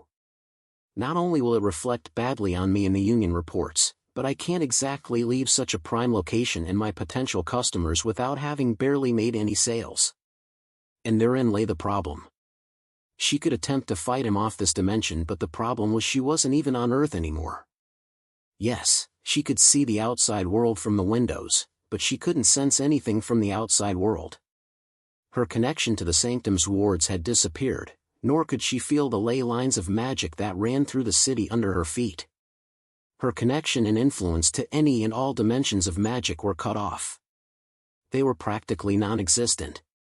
So not only was her magic hampered, but she could sense some truly strong magical artifacts lying around in different corners of the store. Her mind zeroed in on the fact that she was dimensionally non-existent and unfettered to the weaves of time, same as young Peter had been when he entered the store. You say all that and yet you've cut me off from my dimension and sealed my magic. How else am I to take that if not a threat? It wasn't all her magic, but it wasn't a small thing either. Surprisingly, he gave her a little bow of apology and explained. Sorry if that might have startled you or painted me in a jaded light. By the rules of the store, any and all outside influences on customers are not permitted entry. If it's something that hampers the customer in any way, then the store will compensate for however long the customer stays. You'll regain all your external connections the moment you step outside, so have no fear. So hypothetically, I'm not connected to any outside influence like, say, time, space, divination, or maybe something like cosmic soul contracts with infernal extra-dimensional beings. It's not hypothetical. For the entire duration you stay here, you're effectively separated from every influence you were connected to. The connection is still there, but there'll be no feedback between you and it, same for the, cosmic soul contracts with infernal extra-dimensional beings. They stared at each other for some time, the man, Isaac, patiently waiting for her, while she debated with herself whether or not she actually wanted to do this. You called yourself a merchant, correct? He nodded. Would you perhaps have anything capable of breaking conceptually bound soul contacts? Isaac the merchant smiled happily at that. I have just the thing. She wasn't sold on anything he was selling, and even if she was temporarily disconnected from it, nothing in the weave was ever truly a coincidence. Number 8 Chapter 08 Name your price. The man left the counter and walked into the wider part of the store, and she silently followed him as he seemingly went around to gather items that could hypothetically break a soul bind. She paid half attention to him as he walked around, while the other part of her mind was curiously studying some of the magical items that caught her attention. The old scholar inside of her that had been silent for a very long time found a couple of items that were playfully prodding her curiosity, but she knew better than to entertain such thoughts. Demons love to stoke the curiosity of the heart in a way that would make a lesser man seek them out eagerly, equally eager to pay obnoxiously. That was how they created a shield of innocence around them. After all, the poor man sought them out on his own and paid out an inflated price by his own will. Demon or whatever thing Isaac was, she would give him no quarter in whatever deal he sought. They passed by a shelf of books and an out-of-place golden chalice when she finally saw something that made her stop and do a double take. There, peeping out its head from behind the chair, was a beautifully decorated carpet of red, purple and gold. See something, Yuli? Oh. Hey there, bud. Isaac saw her staring at the clearly sentient carpet that was doing a poor job at hiding, and shrugged. Just ignore his antics. She had her own experience with sentient artifacts, from prideful living swords to whimsical cloaks, and one thing that was common knowledge in regards to these kinds of artifacts was that they chose their own master, and not the other way around. She wasn't naive enough to be sentimental towards a magic carpet in the store of a suspicious merchant just because it wanted to bond with her. There was an uncanniness to how a human had expressed itself, but then again she'd seen weirder. She almost chuckled on seeing it discard its shyness when it saw her turning around to ignore it, and slowly pushed itself out from behind the shelf and followed a few steps behind her by walking on its fringes. Isaac turned towards the carpet, who comically froze in place, with a fed-up expression. Stop bothering the customer. Don't worry about it. Its personality is quite entertaining, so it's not a bother. She said offhandedly, ignoring the carpet's newly gained smugness, and stole a glance at the growing collection of items in Isaac's arms. She followed after him, carpet following behind her, noting down some particular items that, while not magical in nature, were clearly of some powerful nature. She saw him open a drawer to take out a rune-marked knife, and once again found her attention being grabbed by something she never expected. Interestingly, she couldn't sense anything coming from the table until the drawers were pulled out. What is that? She couldn't quite hide the shock from her face or voice. He looked at her and followed her line of sight to a transparent pouch that held 3 red glowing stones. One looked like red-tinted flames were trapped inside it, another looked like swirling liquids and stars were trapped in a stone, and the last one just glowed softly. From the appearance, she had an inkling of what it was, but clearly that couldn't be, except the pure magic wafting off of them forced her to stay her doubts. Oh right, those are Philosopher's Stones. For some reason every magic and alchemy community I've been to only have cautionary tales about them. Personally, I think they were overreacting. She looked at him with a rigid stare, feeling both incredulous and flabbergasted at his airy attitude. You have 3 Philosopher's Stones? She asked in utter disbelief, the carpet nodding behind her with shared sentiments. He frowned and looked at the stones with a very open look of disappointment. With all the hype around it, you'll think that everyone would want to buy it, right? For some reason that's not the case. In fact, it's the exact opposite. He picked the pouch and poured the stones into his palms, clicking his tongue as they glowed in his face. At first every wizard and alchemist are all frantic to get their hands on it, which is good and all, but soon enough they start treating it like it killed their family or something. He brought one of them to his eyes as if to inspect it for a flaw he couldn't see. And they change hands so fast. Everyone is eager to play hot potato with it, but give it a decade or two and suddenly they want nothing to do with it, like it's some taboo or something. And then you start hearing all these bloated nightmarish tales about what the stones supposedly did. She listened as he droned on about the quirky stones being stereotyped and exploited and then blamed and shunned by people, including their own creators, who never bothered to read their backstory summary or the disclaimer that followed their purchase.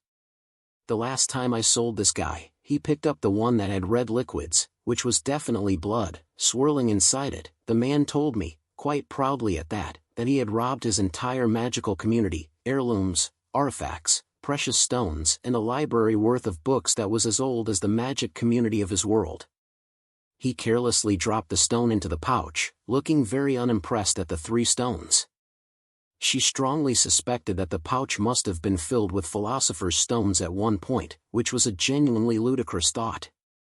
He returned the pouch and closed the drawers, cutting off her senses to one of the conceptual relics of magic. He finished his story in a very disinterested tone. It took only 15 years before one of his grandsons came into my store to sell it back to me for a sizable collection of what his grandfather paid for it. I would have given him a gracious discount, since his grandfather apparently made me a household name, but he kept looking at me like I ended his entire bloodline, so I didn't. She didn't even know what she was supposed to say to that. She could hardly believe what she just heard, so she turned to the carpet, who was in a similar state of shock but opened its hands, hand-assigned fringes, as if to say, "Can you believe this guy?" She was still reeling from the horrifying tale when she heard him ask her something ridiculous. "You seem to have a better head than the collective of those idiots, so how about it? Interested in buying these fancy stones?" She drew in a deep breath, calmed herself, and gave him a stony reply. "No. I have absolutely zero interest in purchasing those stones." She wasn't afraid of the stones, no, nor was she worried about the sea of painful curses those stones had swallowed. She wasn't about to bring one of the physical concepts of magic inside the sanctum, not only because of the fate thread surrounding those stones, but because of the things that would happen in the near future. She would not risk arming traders with the Philosopher's Stone. Isaac shrugged. "Well, I had to at least try." He picked up a bundle of thread from somewhere and turned to her. "Let's head back and look through the options we have." He spread out the magical objects he'd collected, and she could only blink at some of them. Now that they were directly in front of her, the things she could feel from some of them would have them be locked in the most warded room back in the sanctum. These are some of the best options around, with clear-cut use and descriptions. Peruse to your content, dear customer. She ignored the part where he called her a customer and instead raised her brows at him. Some of the best options? He made a SOSO gesture with his hands. If you are interested in becoming a flayed man or singing delights to the undervoid for small graces, then I can go into the backrooms and bring out the extensive list. His nonchalance was slightly unnerving. "No need," she replied while the carpet emoted behind her. And then did a double take. She couldn't because she was rooted in place. The shard of the unsworn oath, Forgotten Realms, a sliver of crystal from the plane of pure chaos. When pressed against a contract, it unravels the orderly magic of the agreement into meaningless noise. Dagger of the broken promise, fable, a blade that grows hotter the more binding the pact. Thrust into the parchment, or the entity who holds it, it burns the magical terms away, leaving only ashes and free will. Eraser of the inevitable, SCP Foundation, a mundane-looking pink eraser that can remove any written clause from reality. It doesn't tear the paper, it makes it so the clause never was. Limited uses before it vanishes. A crystal, a dagger, and a pink eraser. She would have called it a distasteful prank if not for what her magical senses were picking up from these items, especially the eraser and the shard. She looked up at him, her face deliberately void of emotions, and he gave her an encouraging look to continue. She continued. Grey Council's medallion, the Dresden Files, while not its primary function, its ability to negate magical energy directed at the wearer can, in theory, disrupt the active magical pull of a contract trying to enforce its terms. Quite the powerful artifact, but not as outlandish in scale as the items before it. It also lacked the conceptual weight to accomplish the task in mind. Chronolooophole, Doctor Who, a Gallifreyan legal device. If a contract has a time-based clause, until the sun dies, this can create a localized time bubble where, subjectively, the condition is met, freeing the signatory. A device. Not entirely magic, but not far from it either. A casual glance at it and a read at its description clued her in on two certain possibilities. It was either from a very advanced galaxy, highly unlikely, or it was from an advanced time period far ahead of this universe's Earth. But just like Medallion, she felt it lacked substance. There was also a very high chance of it being what she needed, especially if she used it in conjunction with the eye. Wishbone of the Monkey's Paw, W. W. Jacobs, the ultimate cautionary loophole tool. It can technically void a contract by granting a wish, but the resulting horror will make the original pact seem pleasant. A last, desperate resort. She gave a satisfactory hum at the familiar warnings. Now this was a genuine magic artifact of great strength. Nothing said powerful, more believable and authentic than the crystal-clear promise of maddening horrors that should obviously not make it worth it. She was also acutely aware of the fact that she was going through a list of powerful magical artifacts while a sentient carpet watched from over her shoulders and gave its expressive commentary. Sigil of a dead god, Elder Scrolls, the enforceable power of a contract often relies on cosmic principles. Bearing the sigil of a deceased deity introduces a fault in reality, their domain, e.g., oaths, commerce, is broken, so related magics fray. A sacrificial pact. While she refrained from meddling with gods and their domains, she was not ignorant of the power their names carried, dead god or not. And dead or not, she wasn't interested in invoking a god's authority without being aware of the troubles that'll come with it. The unwritten law, the Library of Babel, a blank page that, when placed atop a contract, absorbs its terms and declares them unwritten. The magic and memory of the pact fade from all but the most powerful minds. A memory spell similar to the runes of Kafkol, but just like the runes of Kafkol, it was incapable of manipulating the memories of cosmic beings. If only every solution was always that convenient. The Get Out of Hell free card, Monopoly, Occult Edition, a one-time use card. When played during the enforcement of an infernal contract, it compels a devil to immediately and permanently release your soul from the pact. Devils hate this card. The card was possibly the weakest artifact on the list, as what she was dealing with was no mere demon. Plague of uncreation, high fantasy, a bottled, spreading void that unravels reality. The implied threat, void our contract, or I release this, and your entire plane of existence, along with your future acquisitions, ceases to be. She looked at the bottle that supposedly could unravel reality and found herself at a rare loss where her thoughts just failed her. Unfortunately, while outlandish, it wasn't strong enough as the party concerned sleeps in a realm of unreality. She moved on to the last item on the list and read through it again to be sure that those were the exact wordings. Orb of Annihilation, Dungeons and Dragons, not subtle. Threaten to drop it at your feet unless the contract is voided. If you cease to exist, the entity gets nothing, making annulment the preferable outcome. A dangerous bluff. The list was certainly enlightening, and there were 3 or 4 items that she was sure she could use, along with the eye and one other magical artifact back at the sanctum, to completely break the soul bind. She looked up at him, and just like always, he was smiling at her as he waited for her to make a decision. "You're a sly one, merchant. You showed me all these and yet haven't said a thing about the price." His chuckle was a simple thing, one that could be heard from any man, yet it kept her on her toes as with everything else he did. "It's nothing of the sort. You can ask for the price any time you want, if you want to compare prices or if you've decided. I've been in this trade for a long time, and I've found that there are few limits a customer won't break to get what they want." He brought out a small box and put it on the counter and prompted her to open it. "While I want my customers to buy my goods, I never try to coerce a price from them. Ribbon of the revered ancient 6 paths and 10,000 roads venerable, with a single step he ascended the heavens to the heavens above. With 10,000 steps he descended the great void to the unmade sea of nothingness.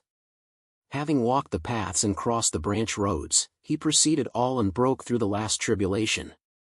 So revered is he that existence erased his name from the tapestry, for no one else is worthy to speak it or even hear it. With this ribbon, the wearer has one chance to sever themselves from all paths and all roads. Karma, destiny, fate, time, death, life, potential, limits, the wearer has one chance to become truly unfettered as he." Number 9, Chapter 09. An entirely fair exchange. She stared and stared, hoping that someone had told reality a joke and she had arrived oblivious at the punchline and they've had their laugh at her expense and would now return everything back to normal.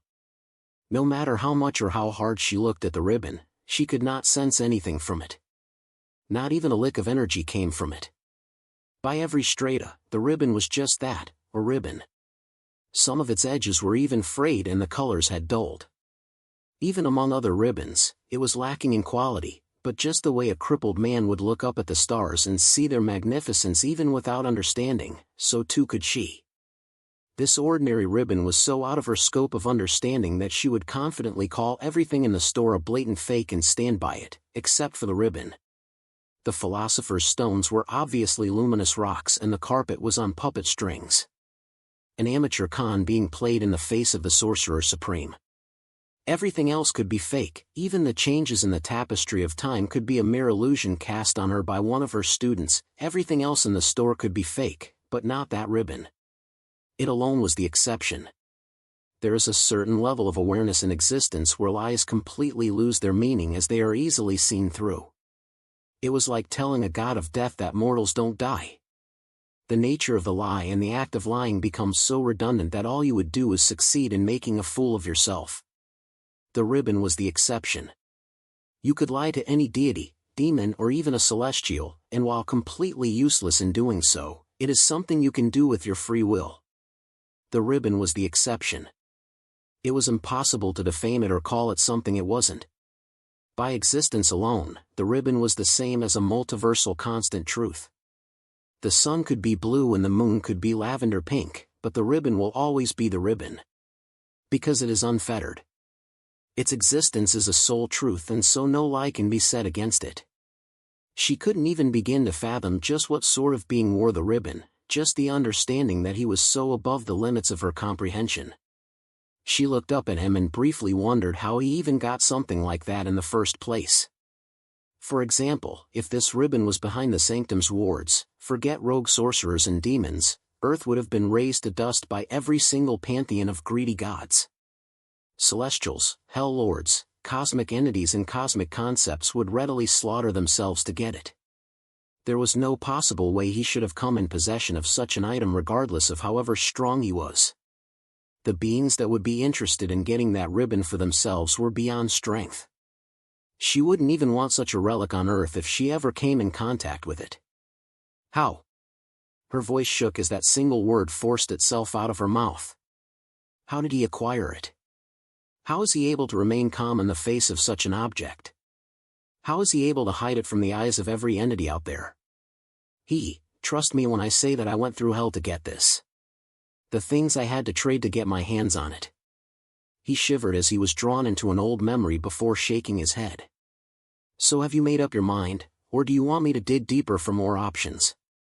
He asked while she sighed in relief as he closed the box. It took a huge conscious effort to draw her mind away from the memory of the ribbon, and it helped when she remembered that she'd entertained the idea of a trade and now was time to talk about the price. She, along with her order of sorcerers, were not material people, and so they had very little want to possess any form of material wealth. There was only one viable option for payment she could use, but there was no way she could justify trading a chunk of Kamartaj's books for the selfish need to free herself from her own mistakes. She laughed. When was the last time her curiosity and ambitions were stoked? When was the last time she fervently wanted something? You're a terrifying being, Isaac. He tilted his head in confusion at her words. You so easily sell out people's heart desires. It's no wonder why you are so confident in your trade. But I guess to you all these are nothing more than trinkets for you to sell. What had started as an interrogation had changed to a prospective trade, and she was too stunned to put an end to it before it came this far. On the other hand, she now had an inkling of exactly what kind of being Isaac was. That's the entire reason for the store. She nodded and looked through the list of items presented to her and debated on which one she would want if she could pay for it. Great, now I'm getting back into bad habits.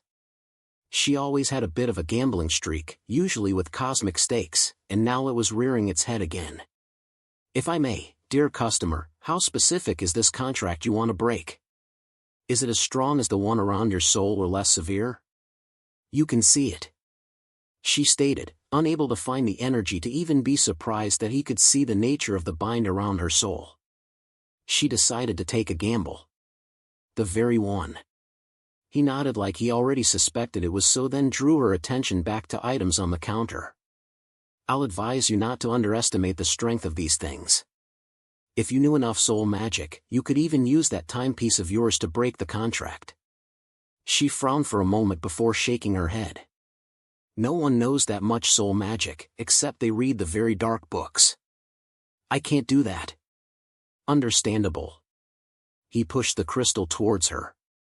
That should do it. Sometimes the descriptions fail to capture the full scope of their ability, that's why I make sure to explain to my customers about what they are buying. Are you certain? Very. He replied.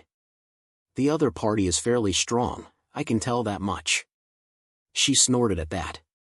Calling him strong was an oversimplification.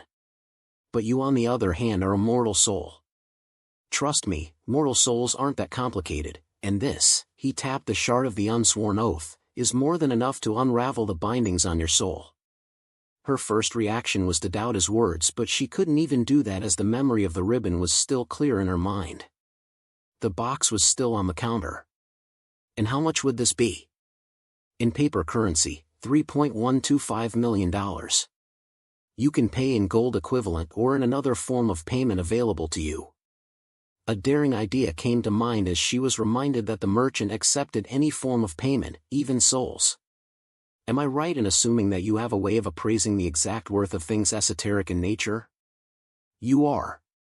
He replied, causing her to smile as she rolled another die in her gamble. Do you have something you would like to have appraised? Yes. My soul binds. She replied, smirking as she saw him let out an understanding ah. How much would it be worth if I could isolate it? May I? He stretched out his hand to her and she took it, watching with rapt attention as a glow came to his eyes as he studied her hand. How fascinating. The malicious soul bind of Dormammu, what an exotic piece. Ah yes, this will do well in my collection. He released her hand and adopted a business air as a trade was put into discussion. I have identified the contract seal on your soul and have confirmed that it is both authentic and a vintage piece, as well as having the unmistakable malicious imprint of Hell Lord Dormammu. I'll give you a fair quotation of $4.75 million. This is the write-up of your trade should you find the price acceptable. The malicious soul bind of Dormammu, the workings of a Hell Lord is beyond the comprehension of mere mortals, and unfortunately for you, you have not only caught his attention but you also have his terrible imprint on your soul, thus you are now a servant of Dormammu both in life and death. For his vice on your soul, your master has deemed you worthy for some boons. Rejoice. You have been granted an extended lifespan, a talent in the dark and infernal magics, increased magical prowess, necromantic essence, soul degradation, and a very flexible moral compass. Continue to please your master and he will see fit to bless you more. I'll preface that the reason for the price being this low is that you'll be selling the bind itself in its basic form, not the depth of it, since that'll be something you'll be destroying should you use the shard of the unsworn oath. She read it over twice and found that she wasn't even surprised that he could so clearly see the details of her soul bind that he could put it in writing. Seeing the nature of her chains written out somehow gave her a new sense of clarity. She was here and she really was doing this. I'm fine with it. She handed over the paper and didn't even bother to haggle the price. He had stressed the point of his business being simple and fair, and unbelievably, she was willing to trust it. Good. And thank you for the pleasurable trade, he said, all smiling face again. Now, do you need anything else? Yes, I do. She looked at the crystal shard of contained chaos. I need a container that I can use to hold the curse after I sever it with the shard. The smile grew on his face and she knew she had been right. He had given her a quotation for the price of the curse, but the thing was that she was not the owner of the curse, Dormammu was. The narrative, however, would change the moment she used the shard to sever it, and for her to sell it she would have to capture the essence of the curse before it slithered back to Dormammu, being the connection of external influence that it was. She had a feeling that he would have suggested it either way, but the smile on his face said that he was happy with a smart customer. She was proven right when he took out a pearl from his pocket and slid it towards her. Cursed pearl, Japanese myth. A pearl formed in an oyster exposed to a drowned soul's bitterness can be used to absorb a new curse, growing darker and more iridescent. If cracked, releases all stored sorrows at once. The pearl comes at $625,000. She nodded easily at that, not really caring about the monetary aspect as her mind was on the hedged bets she'd taken to free herself. As for how to use them, well, just hold them in both hands and use your magic to connect the shard to any part of your soul and it'll take care of the rest. As the curse unravels, it'll get sucked into the pearl, and you've already began. He watched with practiced patience, while the carpet flew back a safe distance, as a complicated severance ritual took place in front of his counter. He ignored the sparks of energy and the faint enraged roar that shook his windows. He ignored the rattling of smoky chains that appeared all over his customer and also remained unfazed when said chains turned red and green before being slowly absorbed into the unassuming pearl. The light show of broken contracts and infernal rage continued for a full 10 minutes before it pittered out into a light breeze and glowing reassurance. She opened her eyes slowly, still doubtful of the reality that she couldn't feel his deadened grasp on her soul. It worked? She asked in disbelief. As a chronic gambler, none was more familiar than her about the slim chances of winning against impossible odds. It worked, she said again, this time more certain and confident. She looked at the modernly dressed shopkeeper. Thank you. He shook his head, professionalism still present in his regards. No need. I'm just glad that your purchase was as helpful to you as advertised. She chuckled, of course. He still remained adamant at appearing as a business-minded merchant. She could respect it even. It made it easier to deal with him than probably every arcane entity out there. Here, she handed him the blackened pearl without even taking another glance at it. One soul bind of a hell lord as promised. Wonderful. He easily accepted with a grin. As promised, this trade is recorded at $4.75 million, of which $3.125 million and $650,000 is used to offset the purchase of Shard of the Unsworn Oath and Cursed Pearl, which brings the total to $3.775 million and your balance of $975,000. Would you like to purchase anything else? She didn't really care about the money, more than content with being free from Dormammu's clutches. She never would have made such a reckless decision to escape her predetermined death because of the disastrous consequences it would have on the timeline, but that was before time decided to be more than extremely accommodating to any and all changes that were influenced by this tiny shop. She still didn't know what type of being Isaac the merchant was, but she could content herself with not knowing. As she casually thought of what to buy with the change from the sale, probably some magical teapot and a matching fan set, she felt a tap on her shoulders and saw the carpet giving her its equivalent of an imploring expression. She was intending to spend every single coin that came from the trade, feeling it was only fair to Dormammu, so why not? I don't see why not. Her reply made the carpet do a happy spin in the air, making her chuckle, before stopping abruptly and gesturing towards the store. Sure, my dear, go for it. With her permission, she and Isaac watched in amusement as it rushed into the store and started frantically searching through the shelves. Check the clothes rack, Isaac said. The carpet paused its search and flew out of sight towards the clothes rack before returning a few seconds later with a golden ornately designed lamp. It dropped it on the counter and gestured something to its new hopeful master. A beautiful lamp, she said, only to be interrupted again as it gestured convincingly, to which she nodded understandably.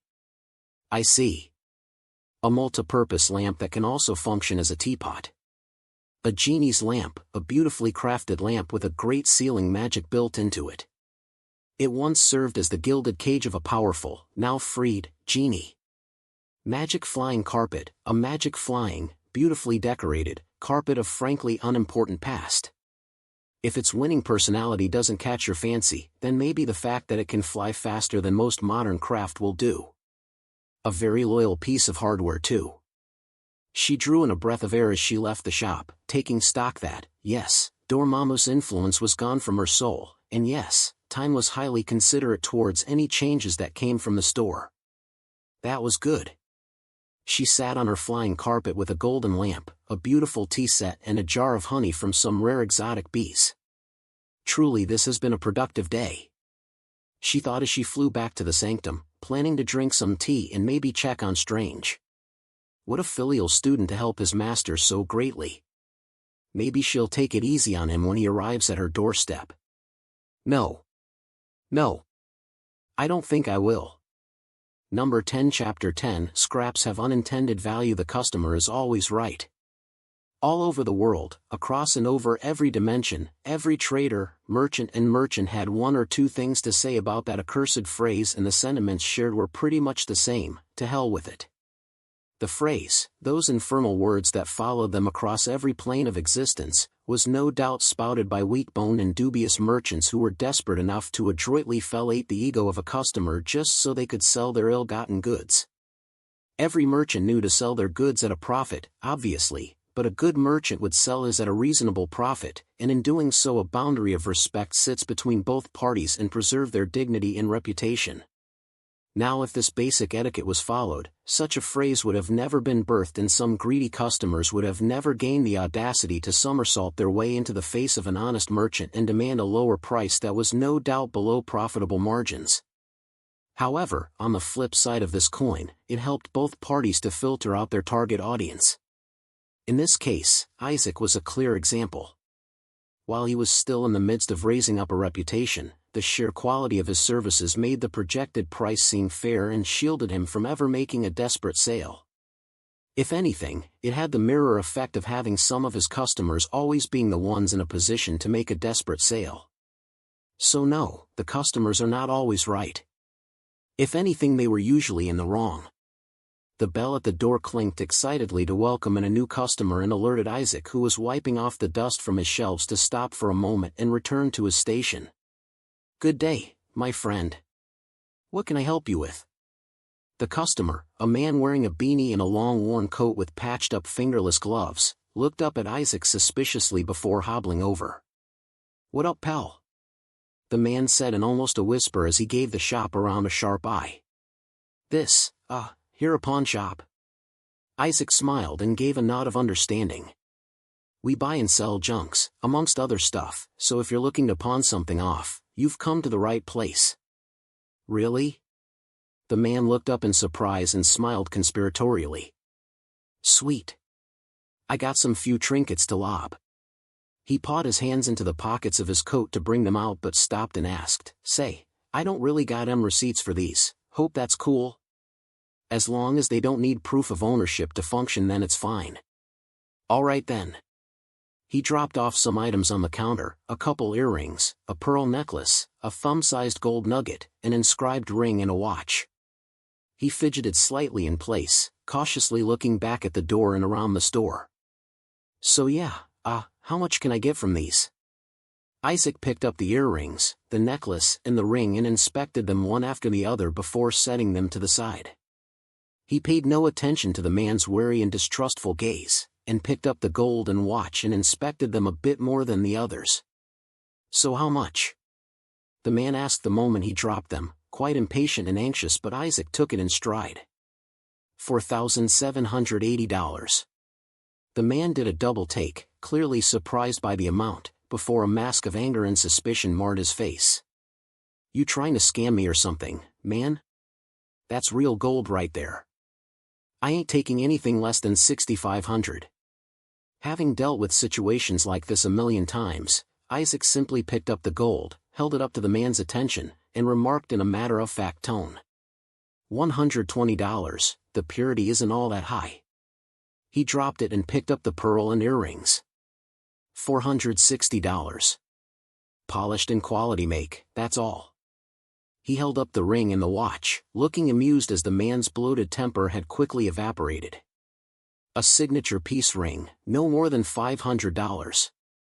A vintage collector item watch, not really from a big brand or a signature piece. It's just an old valuable watch. $3,700. Yes, quite surprising that the gold was the least valuable thing among the items he was pawning off. The man's eyes quickly zeroed on the watch with the clear eyes of someone who had unknowingly disrespected his golden goose. You probably wouldn't have gotten it past $500 if you had pawned it off anywhere else, except through a legal appraisal. The man glanced between Isaac and the watch, his mouth suddenly feeling dry. Is that an acceptable trade, or will you be taking it somewhere else? What? No. He vehemently shook his head. Yeah, I'll take it. For $1,700, of course I'll take it. There was a smacking of lips and rubbing of hands that followed the statement. Isaac had no problem buying junk like these, even of subpar quality, as this was also his way of contributing to the economy of merchants. He usually sold most of his junk to smaller merchants whenever he started emptying his inventory, and he wasn't the only one who did this, as other merchants too sold the lower quality items remaining in their inventory to their younger peers who preferred buying in bulk. It was a symbiotic system that reflected the essence of every merchant. The man took the money quite eagerly and counted it right there very slowly, and only when he confirmed the price did he look up with a grin on his face and stretched his hand to Isaac, who shook it in good faith. Thanks, man. I'll, look around the house to see if I got any other junk lying around. No problem. The man turned to leave, happy as a kite, when Isaac called out to him. Might I interest you in something you might need, like, say, a new coat? Or maybe something more exclusive? The man stopped, looked around the store more closely, and leaned in over the counter and whispered. Say, he covered one part of his mouth with the back of his hands, any chance you can deal me a piece and some rounds? Isaac nodded in understanding and reached under his desk. POV, with Peter Parker. Peter was of the opinion that good things just happened. There was no rhyme or reason to it, it happened because it happened. Good and bad, it came in measures, equal or disproportionate, and he had learned very young to take in silence and thanks. Uncle Ben taught him that. Life had been somewhat stable after he finally put himself into a semblance of balance between his ordinary life as Peter Parker and his unordinary activities as Spider-Man. And while he was in staunch support of the opinion that a high school kid, no matter their circumstances, had no business in the dangerous field of heroics, Peter had found that he was really bad in listening to what other people told him to do, even if that other person was his logical subconscious. He had grasped desperately at his identity as Spider-Man so quickly that it definitely wasn't healthy. Maybe he actually needed therapy? If not for his suicidal decisions, then surely for the unbelievable things he'd seen in his growing tenure as Spider-Man. Now as Spider-Man, he'd found himself easily coming into possession of things that, had he not been brought up morally upright, he would have found himself dabbling in light criminal activities. He would rather give up being Spider-Man than ever dishonor Aunt May by being a criminal. Now that the fact has been established that he hasn't dabbled his webbed fingers into petty thievery, that did not change the fact that sometimes things came into his possession that he most times couldn't just hand over to the police. Things like data sticks, some tiny nifty tech parts, some pint of obscure chemicals, synth materials, and a dozen other things that he never knew could be found by taking late-night swings around Queens. His little man cave, an extended closet, was already filled to the brim with things that he no longer had use for since he'd solved most of the cases they came from, and now they were just waiting to be used as spare parts for future web shooters or any handy gadget idea he came up with. Unfortunately, he was currently in a bind. He'd exhausted the integrity of the excuse that they were just passion projects and school stuff to May, and he needed to find a way to get rid of some of them because they were starting to clog up his small room. He couldn't just throw away spare parts. That went against every single one of his instincts as a tinkerer, a tech nerd, and a teenage boy. This is harder than I thought. He mused sadly as he looked at the bags of junk parts he was about to donate to the garbage truck. I'm glad you're finally getting rid of some of those junks. Your room was starting to smell like Ben's old attic. Aunt May stopped her work in the kitchen, looking satisfied as he hauled the bags to the curb. He shrugged, trying to downplay the sentimental pain he was feeling. I didn't want to put it off any longer, so, junk? Aunt May laughed. So you finally accepted that your spare parts are junk. You're just like your Uncle Ben.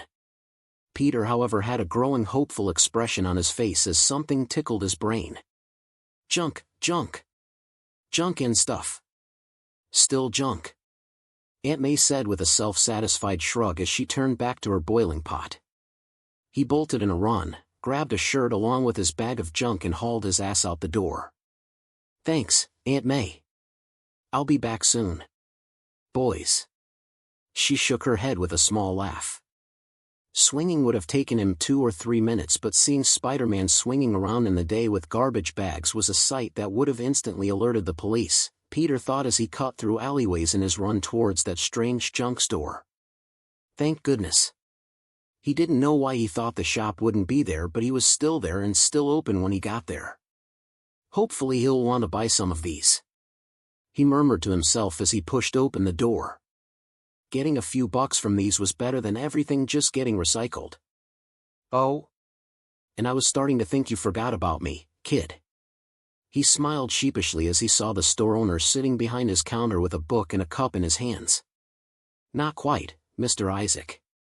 Well, he didn't really forget about it, but he'd been so busy with everything else that he never actually found a reason to come back again, until now, that is. I'll take your word for it then. He placed the book and the cup to the side and looked at the bags Peter carried with a raised brow. Got something for me in those bags? Well, not really. I mean, I thought, maybe there might be a couple of things you might be interested in buying. The embarrassment was too great and the little awkward laugh at the end didn't help at all. Now that he thought about it, he could have taken his time to sift through the bags for things good enough to sell instead of running all the way here with garbage bags. Sorry about the bags. He apologized sheepishly while scratching the back of his neck. Thankfully, and also a weight off Peter's conscience, the man didn't look irritated as he simply shrugged and rolled up his sleeves. No worries, kid. I've had worse. What happened after that was an hour of critical appraisal of carefully selected pieces of junk that Mr. Isaac decided were moderate enough to still have some value. It wasn't much, but Peter was glad that at least some of those things had a marketable value. Who would have thought? Number 11, Chapter 11, Sentimental Values Are Valuable. Annalise sighed under her breath and adjusted her coat as she walked the downtrodden path of the city. She, like the others, had a few choice words about this city, but after all was said and said, none of them would ever leave because doing so would mean that they finally gave up, and despite its hatred for her and her kind, this city was still their home. And besides, it wasn't as if it would be better anywhere else. At least they knew how to survive down there. As one of the oldest members of their estranged community, Annalie had witnessed every major progress and setback that they had endured, that they kept enduring because it was the only thing they could do. All they wanted to do was live semi-normal lives, not at all interested in the faction wars of other mutants that happened up here. That was all they wanted. So it always came as a bitter irony that they, who were arguably the most peaceful and non-violent mutant groups, were the ones that had to hide most dejectedly. They couldn't even fight with their heads up high even if they wanted to. The majority of their population had mutations that only ran skin deep, mostly in horrific visual aesthetics. The bare handful of them that wanted to fight for a place to stay above ground did not have a strong enough ability that would support the bravado. Even if it were to be considered, as they were a community of homeless vagrants, the children population was stealthily growing larger than the adults, which meant that they had no choice but to focus more on survivability and sustenance than the damaging lust for violence. Food was already hard enough to get, not only because few people would willingly trade with them, but also because they had little to trade with. They were already an endangered species, she scoffed, because clearly they were still humans, so resulting to small-time thefts, while an unwanted added risk, was a necessary one. And whenever they had something to sell, very few of them could do it because of their lack of physical mutations and basic literacy. As an old woman, Annalie was one of those people, and she took up this duty wholeheartedly because it was the least she could do for her people. They weren't perfect. Not by a long chance.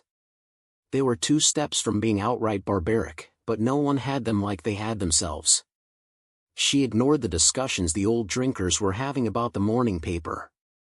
She tuned out the chatter coming out from an old radio as she made her way through the throngs of people that pervaded every square inch of this city.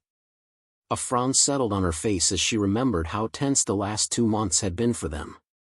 Caliban, Plague and Richter had almost been caught the last time they tried sneaking something off the port, and with how Caliban told it, the lacking security they had expected had instead doubled in force and were lying in wait for them. One of their contacts had tried setting them up, and while Annalie wasn't involved in any part of the leadership, she'd known them long enough to know when they were worried, especially about their food situation. It became more apparent the next 2 times they tried robbing some easy marks, but were heavily rebuffed by waiting forces that their info broker failed to warn them about.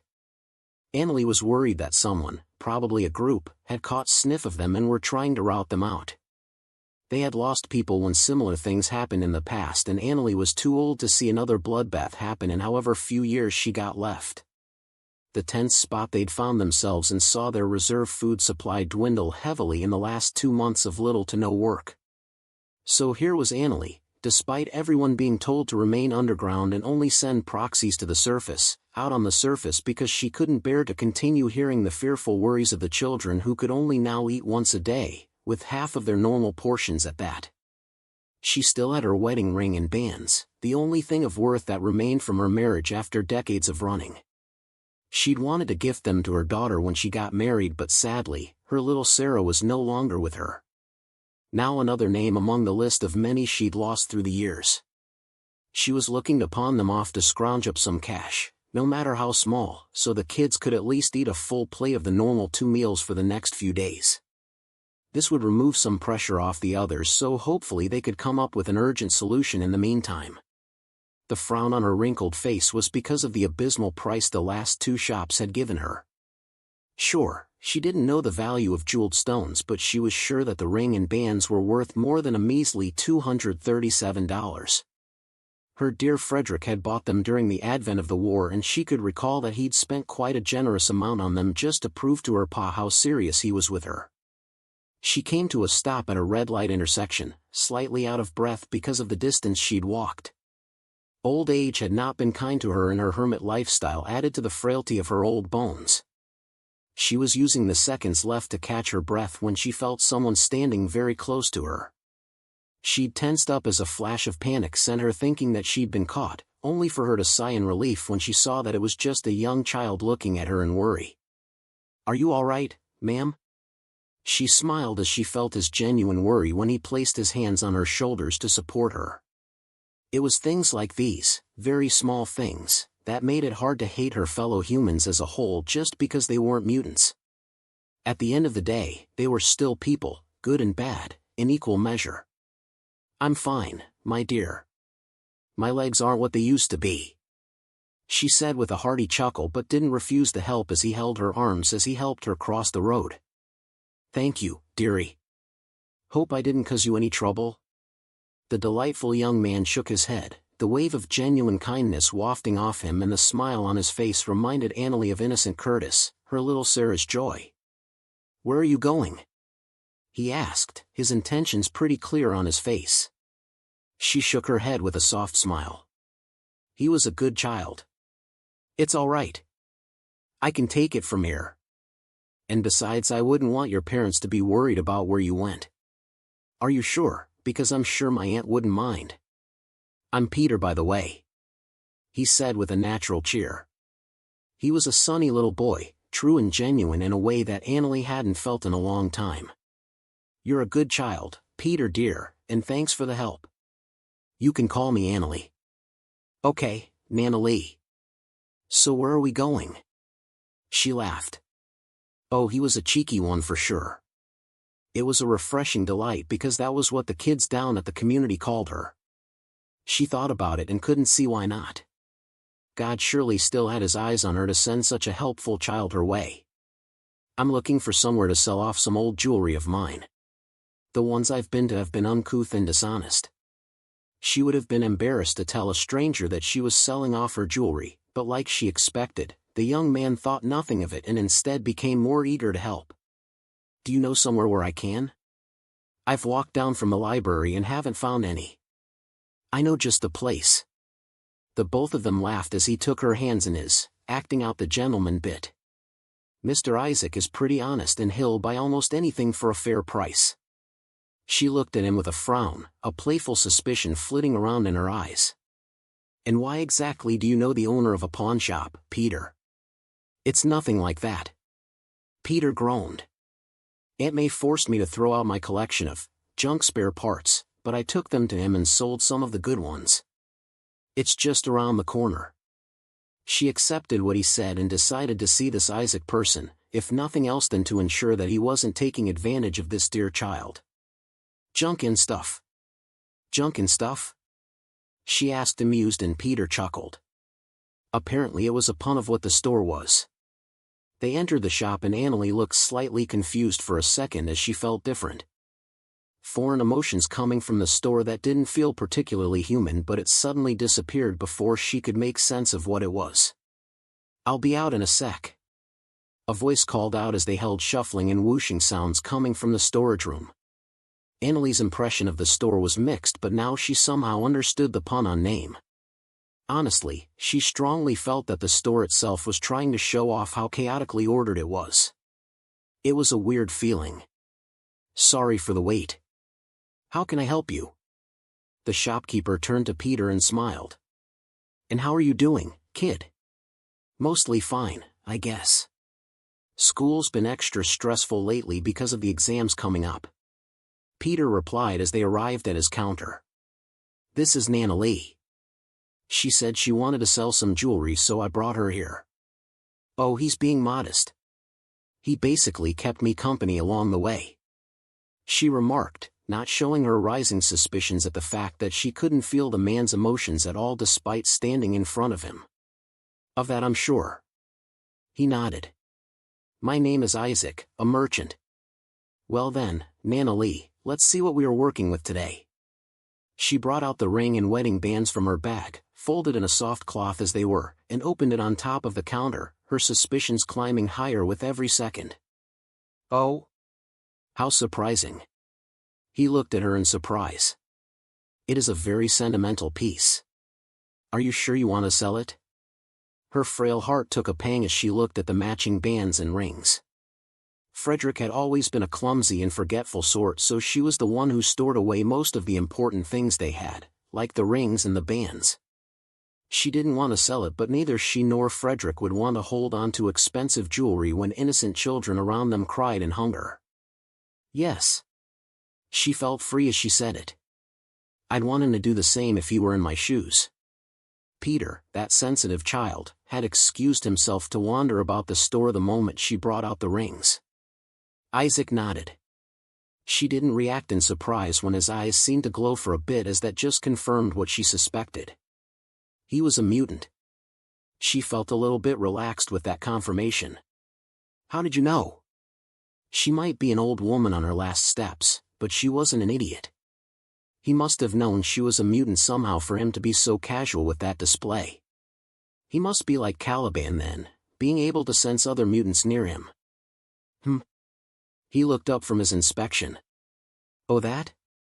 I knew the moment an empath entered my shop, that's why I muted the loud ones so as not to overwhelm you. She didn't fully understand, but she took it as is. She'd have to tell the others about this, because if he turned out as kind as he looked, then maybe they could use him as one of their suppliers to get the things they needed at camp. He finally took his eyes off the jewelry, the glow gone, and adopted a smile that was similar to the ones she'd seen on marketers and stockbrokers. While the feelings behind these hardly add to their value, she clenched her hands desperately. The charm stone in it is another story. It's very low quality and there's no magic tied into it, but given that these are wedding rings, it's a perfect fit. Charm stone? She looked at the red stones on the wedding bands. She didn't know what charm stones were, but she thought they were rubies or red diamonds. They are the same as other precious stones, but they have the ability to store magic. These specific ones are mainly used in weddings, tantric rituals, and other such practices. They are basically gifts and heartfelt magic, like helping their partners sleep better, making them feel each other's presence more deeply, or low-level protection spells are most times imbued into them. She let him finish his explanation, and all she could reply with was, "Magic?" He nodded with practiced casualness. The rings and the bands, while basic in nature and make, had the increased value of charm stones. "I'll take them for $2,700. We good with that, Nana Lee?" For a moment she debated against selling them because of their true value, but she instantly stayed that thought. She wouldn't let the children go hungry because of magic rings. "Why, yes. Thank you," she said softly, smiling forlornly as the rings were kept away. "No, thank you. Letting go of them could not have been easy. I'll try and make sure they go to good hands." Annalie laughed. "How considerate. I'll be glad. Peter dear," she called out to that blessing of a child and gave one last thanks to Isaac. "I have to get back and give those mischievous little ones a hearty surprise." She'd tell Caliban and Callisto about the store owner and see if they could get in contact with him, but first she had to go to the market. Peter offered to help with her market trip, and while she was beyond grateful, she called his Aunt May first to see if he could, and God bless her heart, she sounded just as lovely as Peter himself. "Peter, be a dear, and number 12 chapter 12, just a harmless inquiry. What do you mean you went up there without telling anyone?" Callisto all but shouted at the old smiling woman who just finished cooking up a huge pot alongside the other women. She could still hear the chittering of the energized shits from inside her tent, which was why she didn't raise her voice all too much. Still, this was too much. "I expected something this reckless from Richter and his group of idiots, not from you, Anna." Callisto didn't give much in terms of respect, but the old woman had been here since they were just a ragtag bunch of runaways trying to stay alive from the horde of humans that hated them. For that alone, Callisto was more considerate towards her than she was with the others. Hence the current situation. "If Dreamer hadn't said anything, we wouldn't have known you were gone. And how did you even get the money for all that? You could have at least taken someone with you if you were going shopping." Callisto clicked her tongue, slightly angry at how much Annalie looked unaffected by the interrogation. Anyone else in her position, even the older ones like Caliban and Mask, would appear slightly agitated when held under her stare. "I knew the risks," Annalie started, already making Callisto frown. "Clearly you didn't, or else you wouldn't have made such a stupid decision. I can understand if you're worried about the children, but we have enough to last us a few weeks that we will use to scope out the surface to see if it's safe enough to resume operations. You leaving at such a time is an unnecessary risk. That endangers all of us, even the children." Annalie didn't have a calm rebuttal to that, at least not with sound logic. She knew Callisto enough to know that the brash hard-spoken was not one to subscribe to emotional stupidity, and the fact that Callisto called her to her tent to give her a talking down was more respect than she gave anyone else. "And how did you come up with the money for all that? Some last-minute savings you set up years ago?"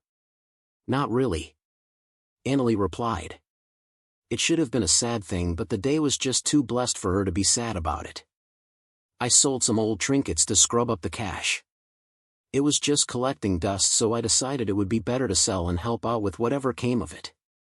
And Callisto looked at her, her thoughts of the story unknown to Annalie as her face was set in its passive frown. As for her emotions, she was one of the extremely few people down here that Annalie couldn't read. This won't happen again, Callisto stated in finality. If it was anyone other than Annalie, Callisto would have been slightly suspicious of betrayal, surprising, but it had happened before. Annalie smiled, making Callisto's frown dig deep, and stood up slowly. The young man I sold it to, he's a mutant. He's a polite one and he owns a pawnshop near Queens. I think some of us should go talk to him and see if any kind of cooperation can be had. He's polite enough to at least hear them out. Callisto's brow raised, not much, just a tiny fraction, as she took the scribbled down address. I'll have Caliban send some guys there. They were out scouting if Annalie was followed, but Callisto did not say anything. Just because she didn't suspect Annalie did not mean that she couldn't have been found out in her little daring excursion. She waited until she was sure Annalie was far enough before she called out. Mask, send Caliban here the moment he returns. 3 inconspicuously dressed young men moved through the loud neighborhood with small frowns on their faces as they grumbled in low voices to each other. By every metric of identification, social and visual, they looked completely human, but that did not make them feel completely at ease as they walked. Numerous times being hunted down by armed agents and hateful men were memories that were hard to get rid of just because they could blend in. I really don't like this, Henri said, not sounding particularly pleased with their current task. He wasn't against being outside and mingling with humans, but he also wasn't completely comfortable with being in a neighborhood that was too far from any of the secret entrances to their tunnels, especially with the current situation they were going through. Richter, an older teen, shrugged with his eyes. It was a shared understanding, but still they had to do this because no one could say no to Callisto. She was a cold bitch in every extreme sense of the word, but she was still their leader, and unfortunately for their peace of mind, she was a brutally capable one. Shrug it off, man. Caliban and the others are keeping an eye on us. They'll signal us if things start looking suspicious. The third one, Block, asked tiredly. And why couldn't the big guy be the one here instead of me? They knew who he referred to as Big Guy, a name that was affectionately/respectfully used for the only person in the camp that could give Callisto her shit without taking one. He was also the one who caved Mask's face in when he found out about his particularly vile habits. So yeah, he was the big guy, as well as their best chances at bailing out when things went rugged. Richter shrugged again. My guess?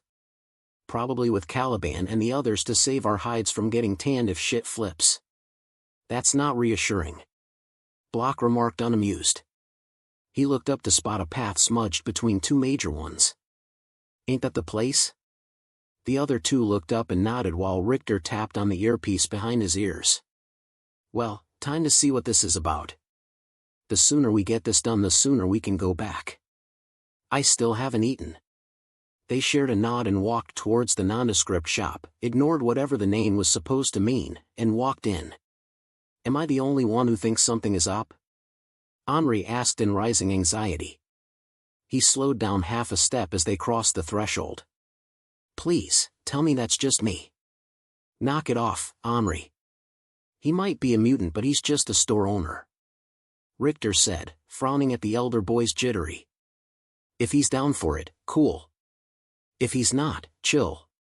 It's not like we want to ask him for some favors. Are we sure he's in?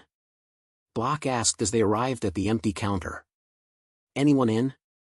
They heard a sound coming from the back, so they relaxed since their trip was not a busted one. They started looking around, their juvenile mind easily taking shine to some of the items they saw. Okay, that's sick.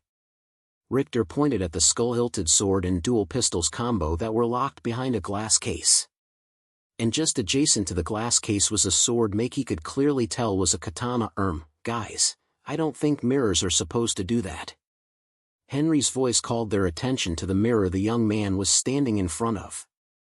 Instead of a reflection, there was a swirling void that was slowly forming images that looked eerily similar to an older Henri. Okay, this is getting a lit. Hello, how can I help you, gentlemen."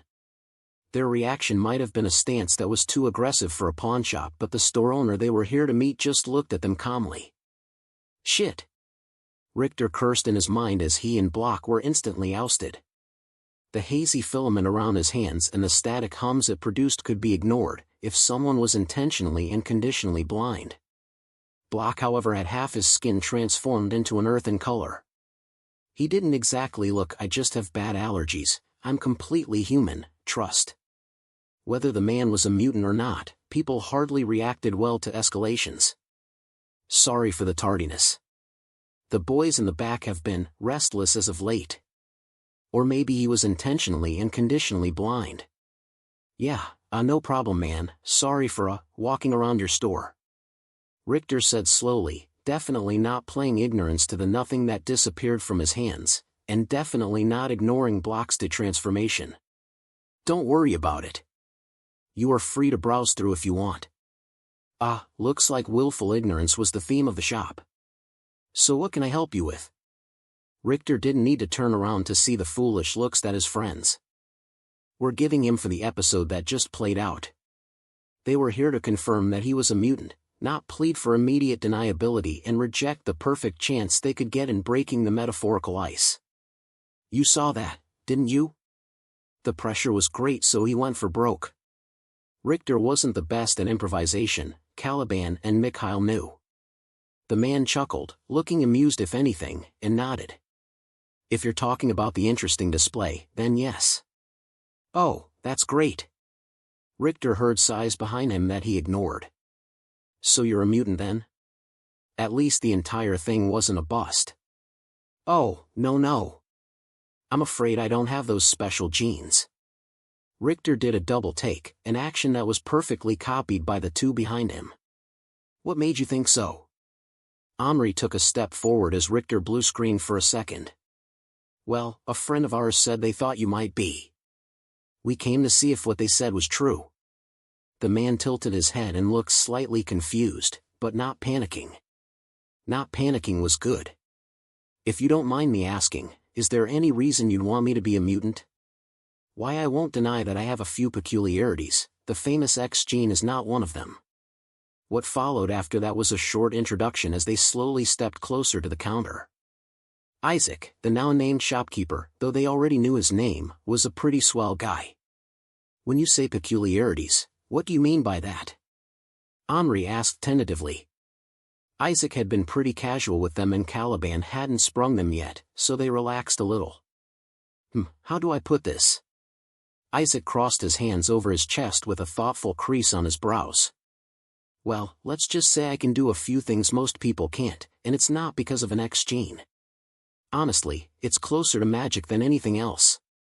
He opened his hand and a box appeared in it. He made a waving motion and the box disappeared.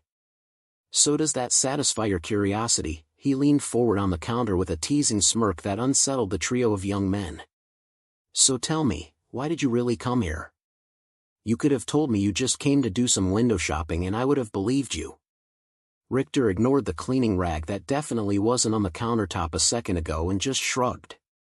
It would have been better to just end it there and simply leave, but there was this magnetism in the way Isaac used his words and the shop in general that he couldn't find himself too paranoid about security risks. Being frank with Isaac had been the theme of their conversation so far, so he just went with it. "Cash problem, really." He leaned sideways against the counter and idly studied the propped-up wooden mask, the mask, "do not wear," and wondered why it vibrated weirdly. "We got some things we could pawn off for cash, but we don't know how much you'll accept." Isaac scratched his chin, but he didn't look guarded or disinterested, so that was a good sign. "I'll probably buy it off you, but I'll be more interested in the rare and unnatural finds you might have. While I'm very much open to adding interesting trinkets to my collection, I'm vastly more interested in what I can sell you." "That's fair," Omri said, and it was. But like he said, it's still a cash problem. We can't really buy if we don't got it. And what exactly do you even sell, dude?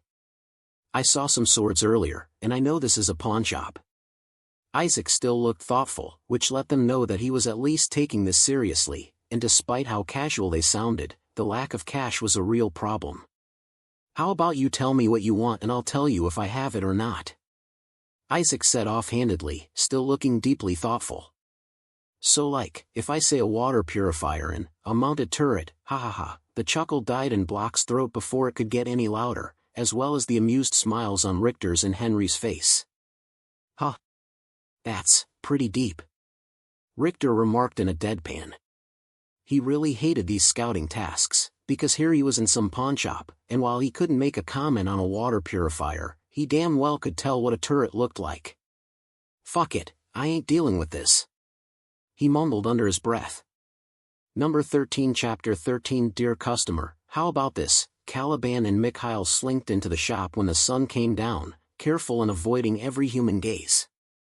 Caliban didn't look exactly human with his skin tone and facial features, looking more like the media cliché alien, and while Mikhail looked completely human, his height and build was quite intimidating to look at, if nothing else.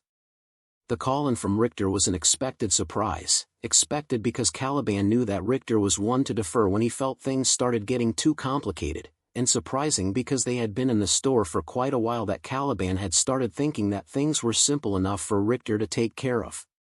Caliban didn't know what to expect when he and Mikhail entered the pawnshop. He already knew something was wrong because while he knew that Richter and the others were in the shop, he couldn't sense them no matter how hard he tried. If not for him receiving the interval signal that they were all right, he and Mikhail would have already bust in there to bail them out. The silent giant behind him was the picture of perfect calm, at least that was how he looked, but Caliban could tell that Mikhail was just as concerned as he was. He just did a better job in keeping his wits than Caliban. Caliban had frowned even when he entered the shop because even when he could hear their voices, he still couldn't sense them. His primary ability that enabled him to sense mutants for miles didn't pick them up despite them being in the same building. I don't like this, man. It feels sketchy, he'd said to Mikhail beside him, his stress already climbing up and making his muscles coil. His stress had spiked up a new level when they met up with Richter, Block and Henri, although for a different reason. He and Mikhail had shared a look and a nod as they understood what they'd just stumbled on. This Isaac wasn't just a pawnbroker, he was a plug. A black market intermediary. How did they know? Well, if the water purifier that looked more advanced than the rickety clank they were using wasn't enough, the mini turret said it loudly. The fact that he made no move to hide it when they came in and his general lack of surprise by their appearance gave Caliban a worrying suspicion. Did he know they were lurking around? Did he have someone keeping an eye on them? It was paranoia. But it was warranted, especially when Richter and the others looked so relaxed. That was how Caliban and Mikhail found themselves listening to what should have been the most outrageous sales pitch, except they couldn't outright dismiss it because of one specific grain of information that complicated everything. The man wasn't a mutant. The first thing Caliban's mind went to was Black Site Experiment, which was a whole can of worms because that meant bag tag special ops, government watch list, mutant conspiracy, heroes nitpicking and public implosion.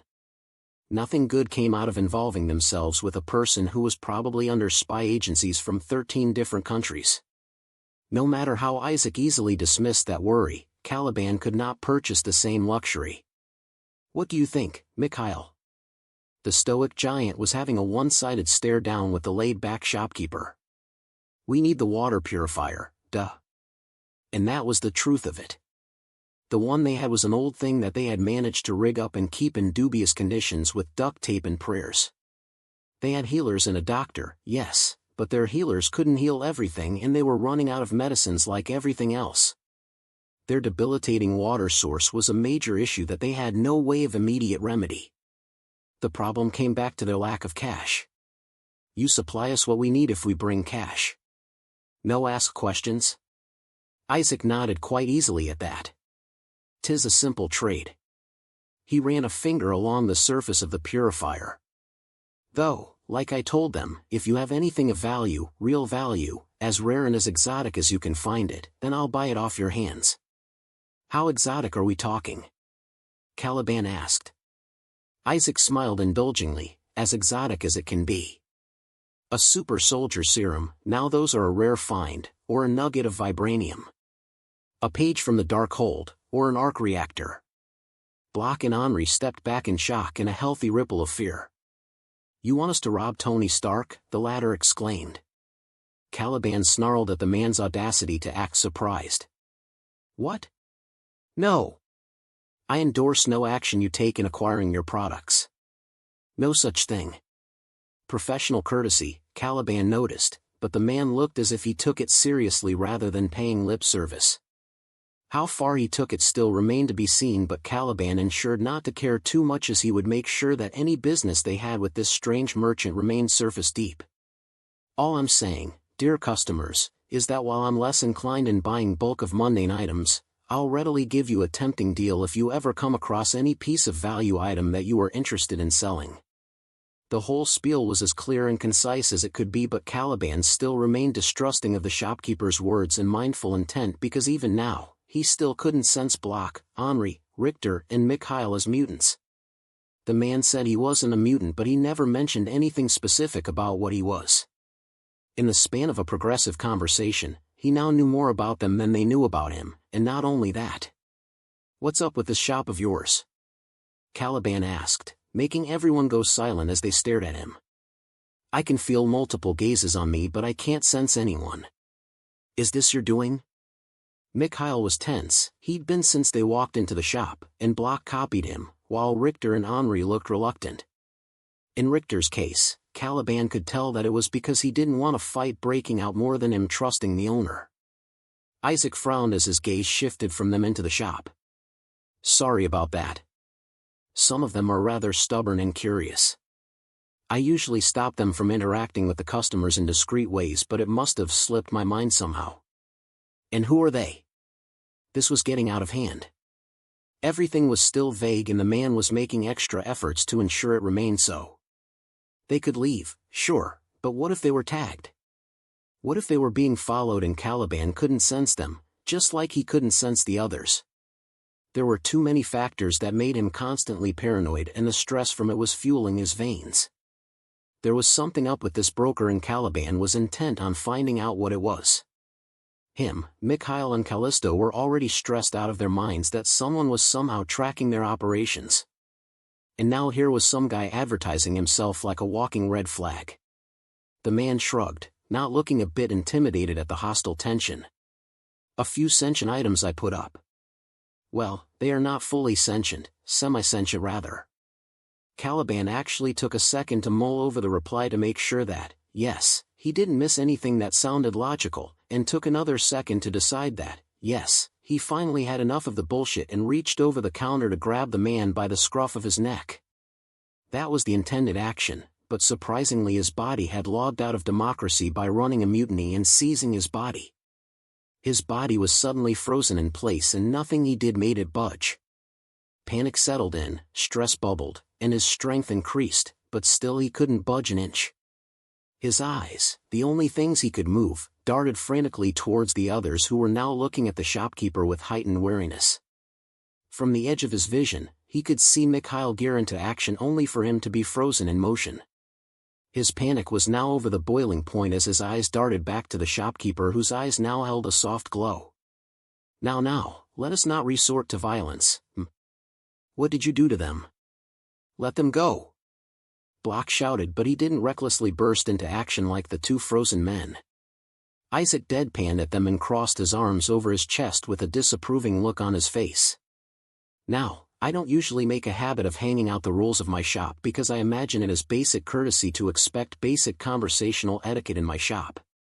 Even in the event of a disagreement, a conversation is all that is needed to lay down differences." Richter and the others took a step back at the neutral, educating tone Isaac had taken, made even more intimidating by the white ring in his eyes and the sense of utter detachment they were getting from him. His manner of speech had changed, and goosebumps were running up their skin, but they didn't bolt. Not when Caliban and Mikhail were restrained in some way. Isaac looked at them, at the two frozen men, and let out a deeply tired sigh as the glow disappeared from his eyes and the air around him flowed normally. "You know, if you tried this in the stores of many of my peers, you would have forfeited your souls. They are rather ruthless when it comes to their rules being ignored." He waved his hands, and motion returned to Caliban and Mikhail, who almost stumbled into each other. violence of any kind is not permitted in my shop. If you continue, well, that'll give me free rein to do anything to you." He leaned forward with the shadow of a dark smirk on his face. "It can be a simple ban, indentured servitude, or a soul forfeit." He leaned back and stood straight with his service smile back on his face as if the last minute or so never happened. Now where were we? Caliban looked at Mikhail, his gaze silently shouting at him to teleport us out of here. Richter and the others were more than eager to depart thence. Instead of their immediate retreat, Mikhail looked like he had other plans as he took a step forward and gave a slight incline of his head. "I offer apologies. I showed violence to aid my comrade." "Accepted. As long as you don't do so again. I'll warn you that I'm one with my words." "Duh." Mikhail nodded and stretched his hand to Isaac, who shook it. "Deal with us truthfully and we have no problems." "My kind of deal." Isaac leaned sideways against the counter, back to being friendly casual, and pointed a finger at the purifier and turret. "Now, are you buying any of these?" Mikhail looked at the purifier with a thoughtful frown, looking more at ease with Isaac after the apology as if the last few minutes never happened. Caliban and the rest stood a few paces from the counter, not at all feeling the casual air after the smiling shop owner's last display. "We have the means, but we'll have to return," Mikhail replied. "Fine by me. Then I'll return." They did not spend another second in the shop as they left quickly and found an empty alleyway where Mikhail opened a portal to one of the entrances of the tunnel. Their dwindling cash flow would take a rather steep dive if they were to buy the purifier, but they had to as 7 children had already fallen sick just this month alone and their medicine stock was practically emptied. They would have to do a job in the coming weeks so they won't starve by the end of it. Convincing Callisto of the need of the purifier was easy enough, but it came with a caveat for Mikhail. "If it turns out to be a scam, you'll pay dearly for it. If you mess this up, you won't object to how I run things from now on." Mikhail had accepted with the same practiced ease and took the scrounged-up cash back to Isaac, going back alone this time without any of the others. "Friend Isaac, do tell me, what exactly do you sell?" Mikhail asked as he took the boxed purifier. Isaac chuckled, an unmistakable twinkle in his eyes. "Mikhail, my friend, the correct question is what do you want?" Mikhail looked at him silently for a short second. "A sword that kills demons." Both of their eyes went down to the counter where a sword now lay. "Yamato. There's no infernal being out there that it won't cut through. Its edge is so sharp it cuts through space and dimensional barriers. A swing is absolute." Isaac unsheathed an inch of the blade and Mikhail felt the energy roiling off it as it was exposed from its scabbard. "Something that obliterates the foes in front of me." Mikhail held his eyes for a second before it went back to the counter that now carried a gauntlet. "I take it you're a physical fighter, and for the explosive treat you want, how about this, sacred gear, variant detonation? Your fists are explosions on demand. It is a growth-type item, and while not the most powerful I have on my shelves, I believe this will suit you better as it won't drain your life and crumble your mind like the Nemean Cestus or the Starforge gauntlets." Mikhail took in a deep breath and asked one more question. "And say, I want to go where no roads lead. The Yamato will get you there. As long as you have the image of the place, a slash in the air will open a rift that directly leads you to your location. I also offer one-time options if you're looking for those." Mikhail exhaled.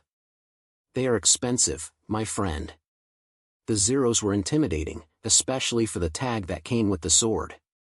He knew someone who would love to have that sword. Isaac smiled knowingly. "Of course they are. You won't find these anywhere else on this planet. My word." "I see." Mikhail lifted up the box containing the highly advanced water purifier and settled it on his shoulders. "I will come back when I have the money," he started, taking one last look at them and then at Isaac. "It might take some time. A long time, I think." Isaac waved his hands and they faded away from his countertop like smoke. "Take your time, they'll be here whenever you're ready." Isaac smiled to himself as Mikhail left and looked at the items on his shelves with a confident smile. And that, boys, is how you build a customer base. Give them what they never knew they wanted and watch them work for it. This'll be great. Number 14 Chapter 14 Maybe, just maybe, nothing bad will happen. Being a merchant was all about patience, quite obvious since all trading professions required it in some ways, but unfortunately for most, no matter how versed they were in the trade, no matter how many hauls they've sold out, no matter how many years they've spent garbage diving, the trade always found a way to remind them that mastering patience was one of the few things they would never be able to do. Ironic that it was the same virtue that divided the good merchants from the great ones. Isaac too wasn't above it. Time and time again, the trade, in other words their entire livelihood, reminded him, in small and great ways, of the golden rule: no merchant is above the trade. There will come a time when they don't feel like opening up shop, or when customers don't feel like entering their shop. Or maybe the ones that patronize them don't have the means to buy their goods, or even doubt the authenticity of the goods as a bloated con, or worse, they, the merchant, start judging the worth of their customers with the quality of their goods. Now, that was as steep as the slope got. It also summed up the only advice Isaac ever got from the older veterans when he was starting out: stay put and be patient. Unfortunately for his stellar career, that piece of advice was one that he always failed to keep when it mattered the most back when he was starting out. He still had his deviant episodes, but those were very rare nowadays. His best record was a single outburst and a turnover. Another piece of advice he got, this one he got from experience, was that dealing in mundane stuff made up at least 90% of the trade. In other words, 90% of his days would be the same boring shit. Life of a merchant, what else could he do? So, yes, while he was hopeful for the day he sold Pandora, nice child that she was, he would have to settle for the boring and less eventful days. Like this one. The last week or so has been a slow one, but, while a familiar occurrence to Isaac, did not mean that Isaac couldn't be bored through it. Today was an especially slow one. For some reason it seemed as if time couldn't be bothered to move on. The seconds ticked by with an over-exaggerated swagger as if it was begging for attention. The minutes themselves acted as if they had something better to do, and the hours, oh the hours. They tiptoed around like the shy girl on prom night. Suffice to say, the day had not been especially kind to Isaac. He cleaned every inch of his shop, every shelf, every window, every show glass, every cabinet, thrice.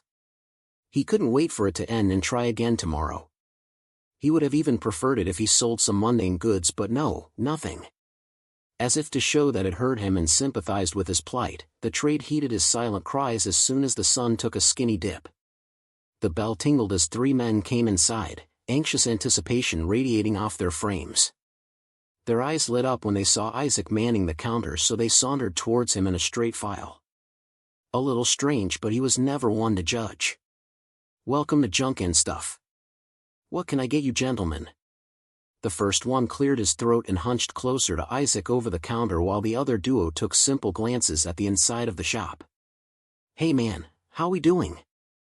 Isaac shrugged casually. Slow day. Could be better." The man smiled, and the two behind him chuckled. "Name's Dre. And we're about to make it less boring for you, Isaac." Isaac smiled, faintly amused and expectant. "How so, Dre?" Dre gave sideways glances, and brought down his voice to a conspiratorial whisper. "A mutual friend of ours, Pete, gave me your direct. Said you could clean some things for us for cash, and hook us up with some valuables." Isaac looked confused for a moment, even a tad bit disappointed, but he quickly recognized the Pete Dre was talking about. It wasn't the adventurous young boy who saw his shop as a choice refuse dump. Either way he didn't judge, a customer is a customer. Isaac shrugged, business was business, and he held the hand on what he would buy and reject. "Let's see them." Smiles broke out from their faces. They all reached inside of their jackets and brought out a slew of trinkets. "Now, gentlemen, I'll preface by saying that I'm open to buying every junk and stuff you have, as long as they have some value. I don't deal in scraps." Dre and his duo gave understanding nods. "We hear ya." Pete told us the rules. They were behaving secretly suspicious for what was a simple trade, Isaac noted and gave a mental shrug. This was far from the strangest behavior he's gotten from a client. We didn't know how much to bring for our first time, so we picked out the best. Dre took the loot from his guys and spread them out on the counter and gave Isaac a searching look. If the sell is good enough, then we'll bring the rest and you'll get yourself some new custos. Feel me? The bravado Isaac was used to. Good. It meant easily manageable. He'd been bored out of his mind that he'd been half hoping that they were here to rob him. Well, he'll take a trade over attempted robbery any day. Let's see what we got here.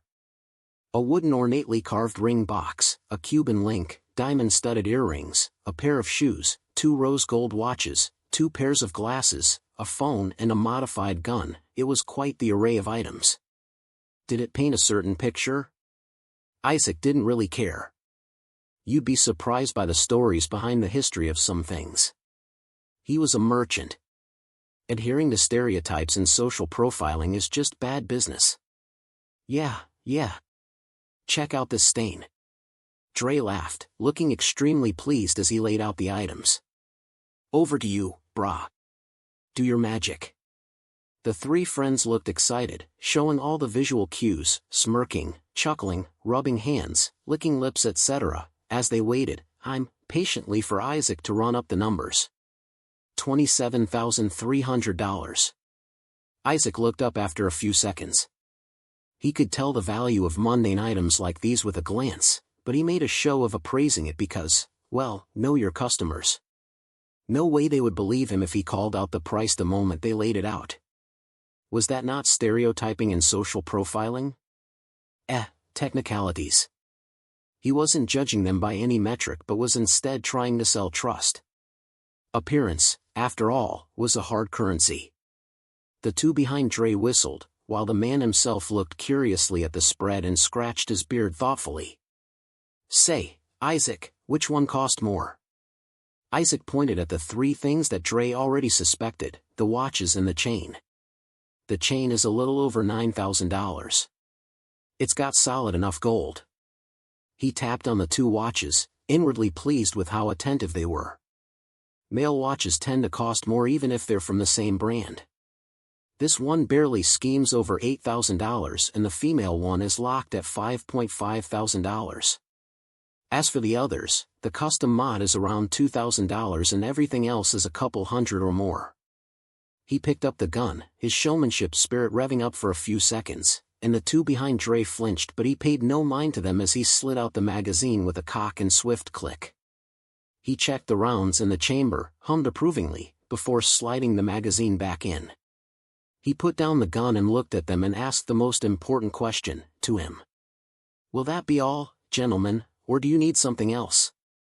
They smiled, and once again Dre leaned over to whisper in a voice that was more inside joke than secretive. And here I was thinking you'd never ask. He smacked his lips as if the main dessert of the night was rolled out in front of him and was also finding out that it was an all-you-can-eat buffet. Since you asked, well, me and my boys need some insurance. Something that insists that domestic is optional. Feel me? Flowing rapport was easier to build with friendlier customers and it was never a bad idea to entertain their whimsy to a point. Isaac nodded with a slight smirk of his own, I feel ya. What followed was a show and tell where Isaac displayed some of his normal guns with the flair and confidence of a renowned gunsmith, which he was not.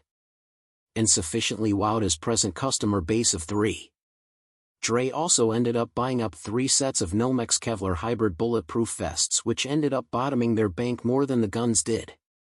They were a passionate sort, Isaac noted, as they left in higher spirits than they came in with.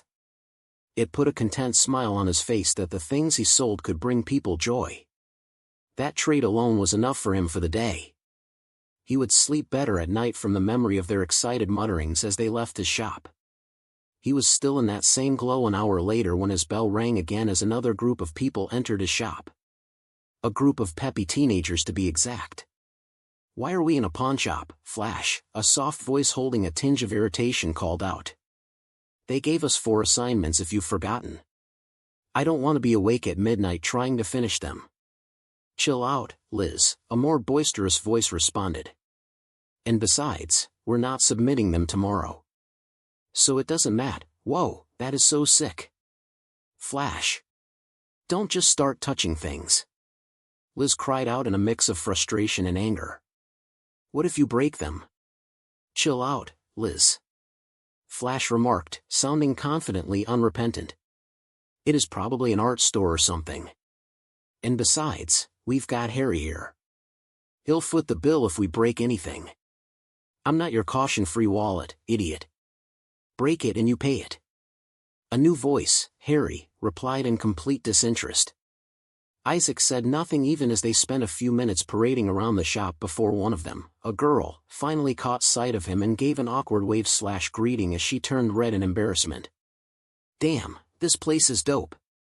Flash cried out once again, proving once more that he was ignorant of the concept of public voice.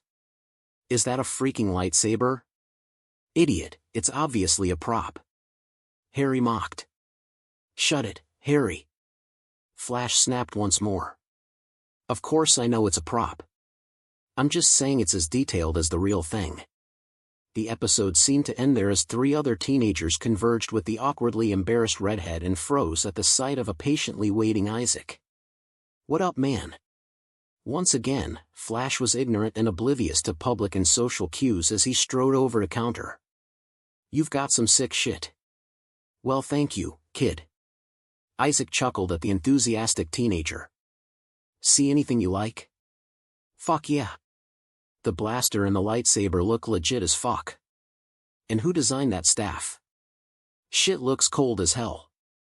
Isaac chuckled again at the sincerity of the compliments. What can I say? They are as real as they look. So what can I help you kids with today? Before Flash could open his mouth, the dark blonde, or was it brunette, among them stepped forward and shoved Flash behind her. Sorry about our friend. He wasn't trying to be rude. Liz offered, but Isaac waved it off, not at all bothered by it. I don't mind. He's passionate, there's nothing wrong with that. Hear that, Liz? Flash pushed his way to the front looking smug at Liz. Like I said, Liz, you gotta, if you say chill out one more time, I'll kill you. Liz warned, and Flash, boisterously oblivious as he was, actually shut up. There was hope for him after all. He turned to Isaac, all smirk, looking very different from the brash and cocky jock he was at school. So you sell comic stuff and shit? And junk? Isaac corrected. I sell anything I can get my hand on. From merch to the real deal. More than a few brows rose from his last statement, but Flash wasn't one of them, as he just smiled. Sick. So you got like some Spider-Man merch? Snorts came from behind him, which made Flash frown. What? Nothing. It's just that you're seriously asking for Spider-Man merch. MJ, the formerly embarrassed redhead, chuckled. Flash turned towards her and folded his hands over his chest, looking slightly confrontational. And what's wrong with that? I don't jack you girls when you yap about Black Widow or Invisible Woman. He ignored the girls and turned back to Isaac, frowning but still partially invested. I got some. The cheap ones, the budget ones, the original ones. Which one do you want? What do you mean original? Isaac grinned widely. I'm talking about the real deal. With a flourish, he reached for something under the counter and set it on the counter. The group of teens initially looked unimpressed and uninterested as they saw the weird contraption he placed on the table, but that slowly changed as their eyes kept getting drawn to it. And no way. That's clearly fake. Is that what I think it is? T that. Isaac smirked. Did his boredom have any hand in him bragging off to kids? Yes it did.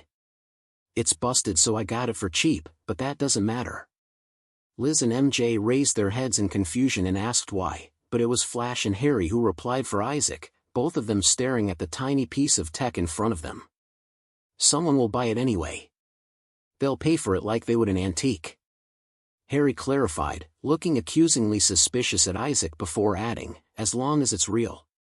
Oh, it's real. Feeling a bit entertained, Isaac decided to humor them. Watch. He picked up the web shooter and pointed it at the wall to his left and pressed a button. Under the gobsmacked faces of the group, a soft thwip sounded as a thin web strand shot out from the shooter and stuck instantly to the wall. "Holy! Ha ha ha, holy hell!" Flash exclaimed. "I'll buy it." "How much?" Isaac shook his head. "Not this one, kid. I want it to marinate for some years before I sell it." He saw the frown on Flash's face and added, "Or I can give it to you for 10 grand. "What?" Flash recoiled as if the words burned him, while the two girls behind him scoffed derisively. "Who in their right mind will buy that piece of junk for $10,000? Liz asked incredulously. Isaac replied succinctly. "The same type of people who bought the Mona Lisa." "What?" MJ blinked, not at all expecting that answer. "It's a hero's hardware. An athlete's signed jersey goes for a lot. What makes you think a hero's will go any less? The only reason it's this low right now is because our neighborhood hero is still new on the scene. Give it a few years and I could probably sell this for $500,000 or more." While Isaac patiently explained the value of hero hardware to Flash, Liz and MJ, who could not stop listening with stark disbelief, Harry kept looking at the web shooter as an idea came to him. Maybe his father would find it useful. Or maybe he would re-engineer it and use it in his projects. Harry couldn't help but grow exceedingly hopeful as the thoughts bloomed. Maybe his father would like it. Especially if he gave it to him like a gift or something, since his birthday was coming up. Number 15, Chapter 15, Going Up for Air. Not really. Callisto looked pensive from the alcove she stood on as she watched the camp down below. Things weren't great by any means, nor was it how it used to be, but she could see some vigor in some people, and these few people were somehow infecting the camp with it. They were still on the brink of starvation, but no one was complaining, not even the kids. Everyone was doing what they could, along with a little more, just to make sure they could carry their share of the burden a little bit further. Among the newly motivated, 2 stood out to her, and she wasn't a bit surprised at who it was. Annalie and Mikhail were the ones who set the snowball effect into motion, and it all started from a chance meeting. Unlike the others, however, she didn't share in their enthusiasm, and it wasn't because she was a cold bitch like they called her behind her back. She was a cold bitch. Someone had to be practical and a hard ass in case things didn't pan out for the optimistic fools. They could hardly grow anything down here. Yes, sure, the doctor had a few makeshift greenhouses, but they contributed exactly Jack's hit. Their only means of survival was the number of odd jobs a few of them could do, like Dreamer and the doctor, but the majority of it came from the polite robbery they carried out every now and then. It wasn't a frequent thing, but it bolstered their reserves for a good while. "And we can't even go out." Callisto clicked her teeth. She almost laughed at the irony when Mikhail decided to do a job on his own when he'd been the one most opposed to it when he first arrived. The big man had quickly realized that morals did not exactly stuff full the bellies of children. The problem still persisted, and the best way for them to get over it was to figure out who was interested in them, and to do that. "We have to go out." It was an irritating loop that sighted up a feral need in Callisto to slash her knives at someone any time it crept up. According to Mikhail and the others, they had secured a good enough contact and a potential solution to a good chunk of their problems. All they needed was money. Or things good enough to barter or trade with. And speaking on this contact, Isaac. Callisto rolled the name over her tongue and frowned at how bland it tasted. Even without meeting the man, she could tell right away that there was something off about him. He felt too muted. Nothing about him stuck. According to the others, he said he wasn't a mutant, but he had other means. Magic, maybe. He easily restrained Mikhail and Caliban without moving, so something was obviously at play. She shelved the information about violence not permitted inside the shop and thought of a dozen other ways to restrain someone like Mikhail and even prevent him from teleporting. Despite the danger this person presented, Mikhail did not take it to heart and became the runner between the Morlocks and Isaac. It was stupid and reckless, and he was actively putting himself in the sight of someone who could capture him if he wanted. She'd told the stupid oaf as such, but, well, he wouldn't be an oaf if he listened. If Isaac wanted to, he could. He is friend. The bloated mass had said as much in his Russian accented drawl. If you're curious, woman, go take look for yourself. She left the matter at that but had let Mikhail know that it would be his complete fault should anything spiral out from their transactions. Callisto was an extremely pragmatic and strictly objective person, as well as dangerously sadistic, so while she was able to look at the pros that came with the new contact, she looked away from it to continue staring at the extensive list of flashing red cons. She'd sent some of their scouts to watch the pawnshop, and when they did, they reported that the man never left his shop, not even for a second, for days on end. Mikhail had told her not to antagonize the man. Callisto agreed. She did not have a fetish for making new enemies, and not raising hostilities did not include not spying on him for more than 15 hours a day. And yet after everything, she had nothing to show for it. She dialed the threat the man presented up a few notches when all of her scouts, even the ones with X-ray vision and echolocation, failed to find out what was going on behind the doors. It was like everything stopped at the door. She had already underlined magic as a prominent factor, but it started to seem like the obvious one every passing day. She looked down at Caliban and Henri discussing something and strained her ears a bit to listen to what they were saying. This was the main reason why she liked this spot. With the vantage point, she could almost cover the radius of the main camp. She stopped paying attention to Caliban and Henri when she heard the rubbish they were speaking about. She could faintly pick out the conversation between Dreamer and the woman with her.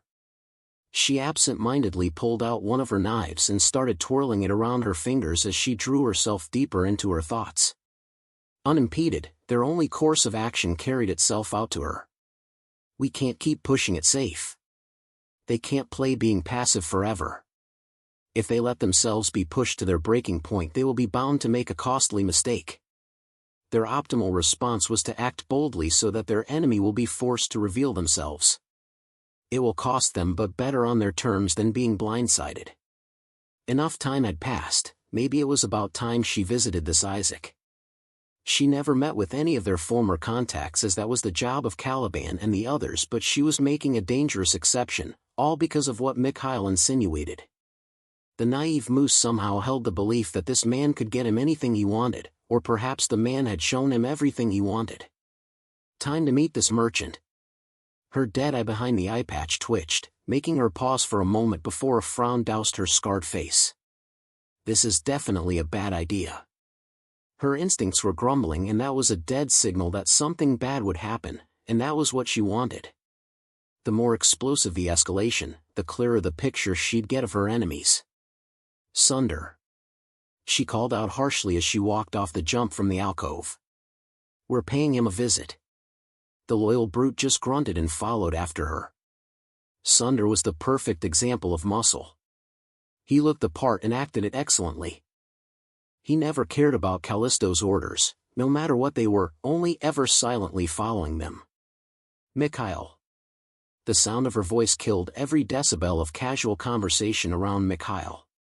The people quickly gave the big man a wide berth as they saw Callisto walking towards him. What do you want? Mikhail asked. Movement. She replied straightly. Get me as close as you can to the shop. Mikhail rendered her with a deeply inquisitive stare, and he responded in kind by leveling him a daring one. Don't fight, Callisto. Mikhail relented with a sigh. There was little to nothing he could do about her decisions, so he could only hope she doesn't feel tempted. That'll be my call to make. Her remark was curt and strangled. He might be the only one in the camp that could be this casual with her, but that in no way meant that he held any means in curating her actions. He forfeited that right when he rejected her leadership. They did not speak another word as he led Callisto and Sunder to one of the tunnel entrances and tore open a rift in space to an empty alleyway. How close is it? Callisto asked as a wave of new sensations wafted around her. A few blocks. Mikhail stood aside and watched Callisto and Sunder cross over. Keep going straight and take a right turn after the laundromat. I think I got it. She took a few sniffs from the favorable winds and assured herself. She could already pick up the faint sense from her boys that she'd put on watch around the shop. The sun had gone low, which meant that the streets were full of people trying to get somewhere, which allowed her and Sunder to blend better into the crowd. Her scars and eye patch and Sunder's physique made them quite noticeable, but it was easily muted with the hat and hoodie she wore and with the large coat and bandana Sunder wore and wrapped around his mouth. It didn't take them long before they arrived at the shop in question. Junk and stuff. Even standing right in front of the door, her danger sense remained muted, almost as if there was nothing in front of her to register. With the reports from Mikhail and Caliban, she expected to feel at least a thrum or something by being this close. "Whatever happens, don't do anything until I say so," she ordered Sunder, and the huge man behind her gave a grim nod with a grunt. Her hands brushed against the knives that were in the inner pockets of her hoodie. It has been a long time since she last came up, having lost every interest in the outside world, but standing in front of this store was giving her a sense of déjà vu that she couldn't remember. She opened the door and stepped inside the store and instantly noticed how prominent the muteness grew. It was as if it was wrapped around her. "Business with you, Harry. See you next time." She caught the ending of a conversation second before a boy rounded her corner and promptly froze as he saw both of them. "Run along," she snapped at the frightened kid who hesitantly looked behind him, a gaze she followed until she saw him, the so-called merchant. "It's all right, Harry. They are my customers," the man said with a disarming wave of his hand which prodded the boy and sent him skittering out. The man looked at them with an embarrassed smile as they came close. Sorry about his reaction. He's a good kid. He didn't mean anything bad by it. She took a good look at the man. He looked well-groomed in an effortless way, casual yet business, probably in his late 30s or early 40s. She frowned a second later as she noticed a discrepancy between the man and her abilities.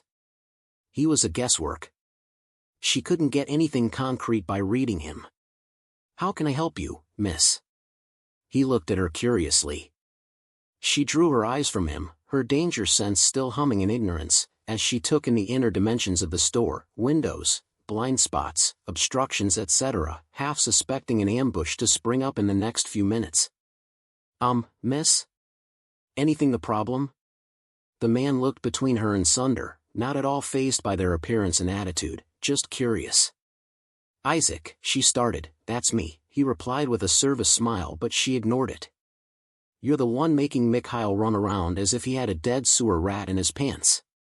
Isaac's face lit up in recognition. "Oh, you're from Mikhail's community. That's nice."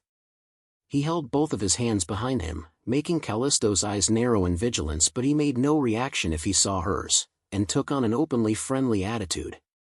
I think you're mistaking something. I'm not making him do anything he doesn't want to," he said jovially and cocked his head towards her and asked again. "Now, is there anything I can help you with, miss? You say you buy rare things, right?"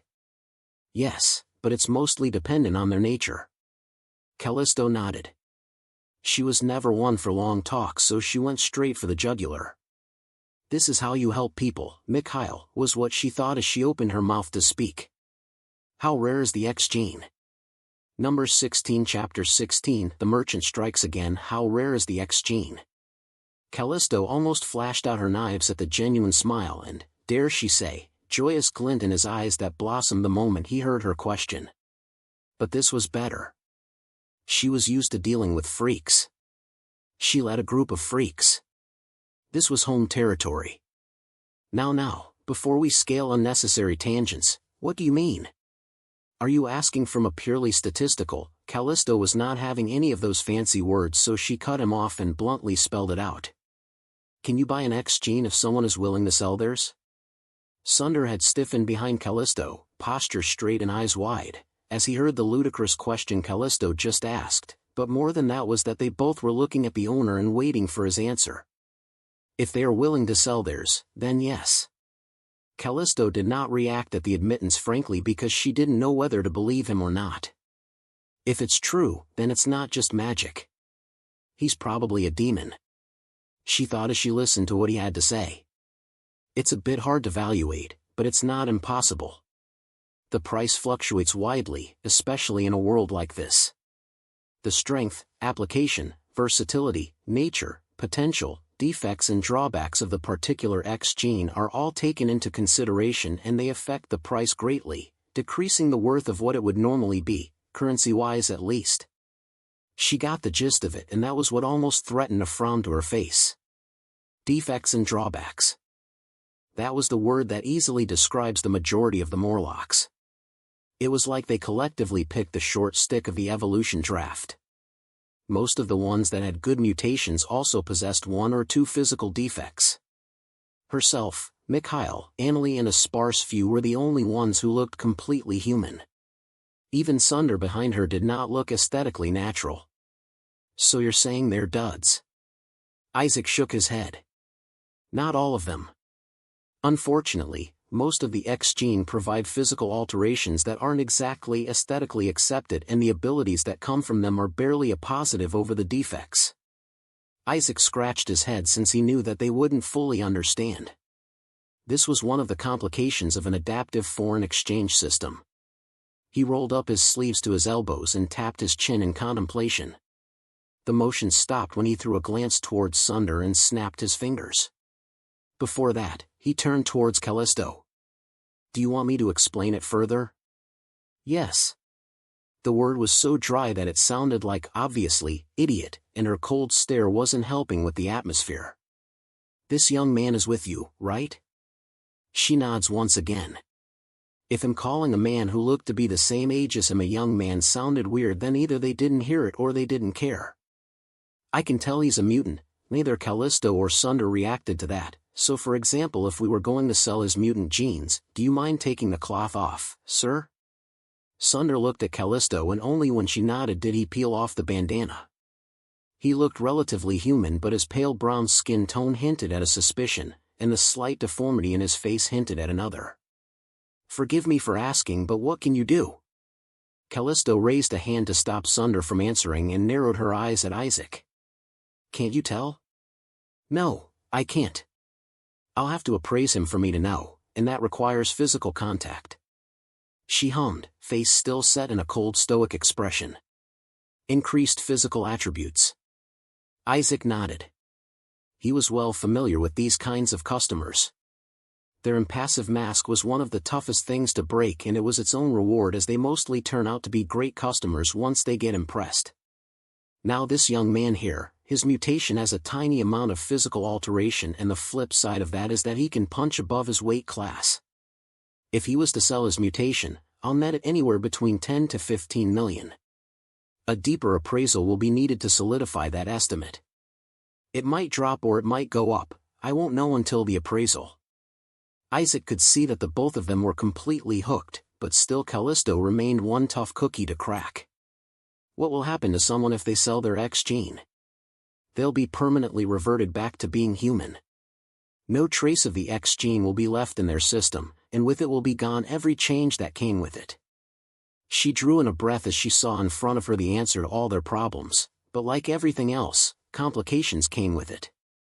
They could sell the mutations of the children that weren't particularly useful and downright debilitating, but that would also mean selling a part of their identity that has always been with them, especially for the children. It was like trying to tell a human to sell off one of their hands because having two was a defect and having one was natural. Her eyes grew cold. Hot shit. They'll sell off the stupid things for pennies if that's all they're worth. She'd force them if they have to. The greater the deformity, the lower the price, she knew that. She had her own pride as a mutant, and she wouldn't be anything else if she had the choice to choose, but she also wasn't stupid. What was the point of having a mosquito's head and body parts and enjoying bad food and yet couldn't even fly with the membrane wings because it was too weak to support the body? This was it.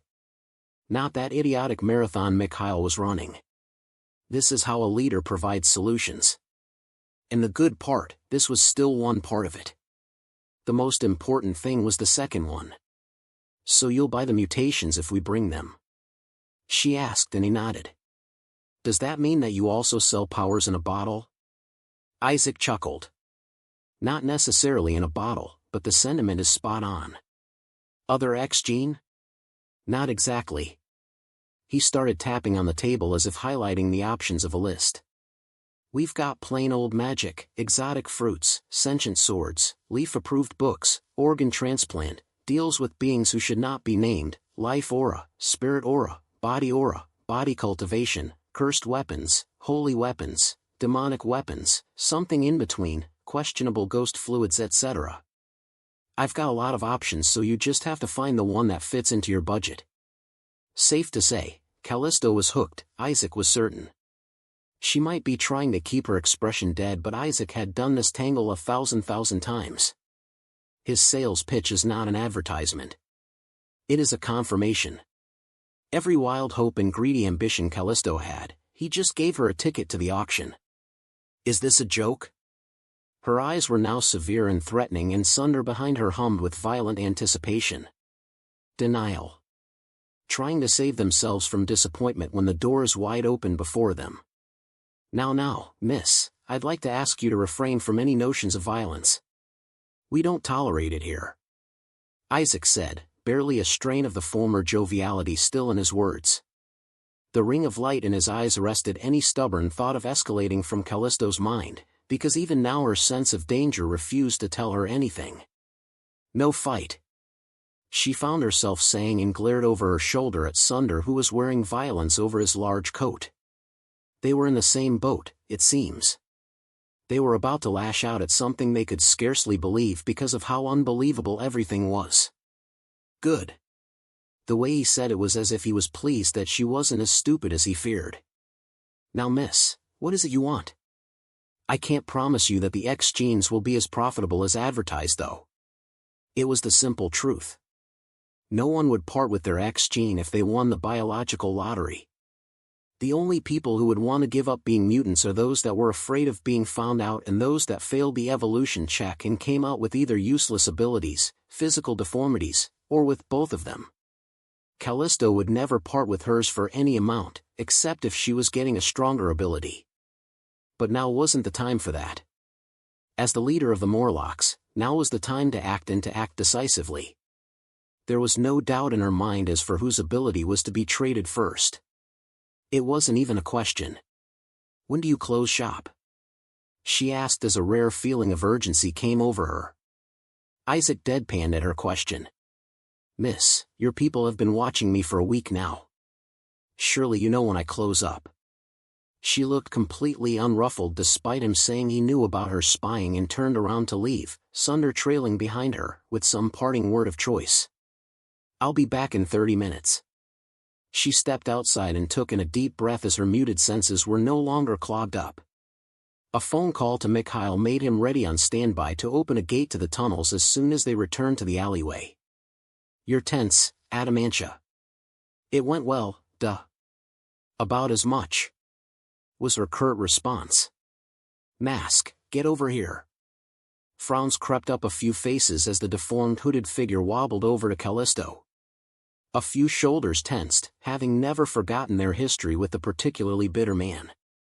If not for the arrival of Mikhail and him challenging Callisto for a change in leadership, that vile tradition would still be happening. Callisto. The voice from under the hood came out with a rasp and a gurgle. Be thankful, you can now finally support the rest in a more helpful way. You'll be coming with me.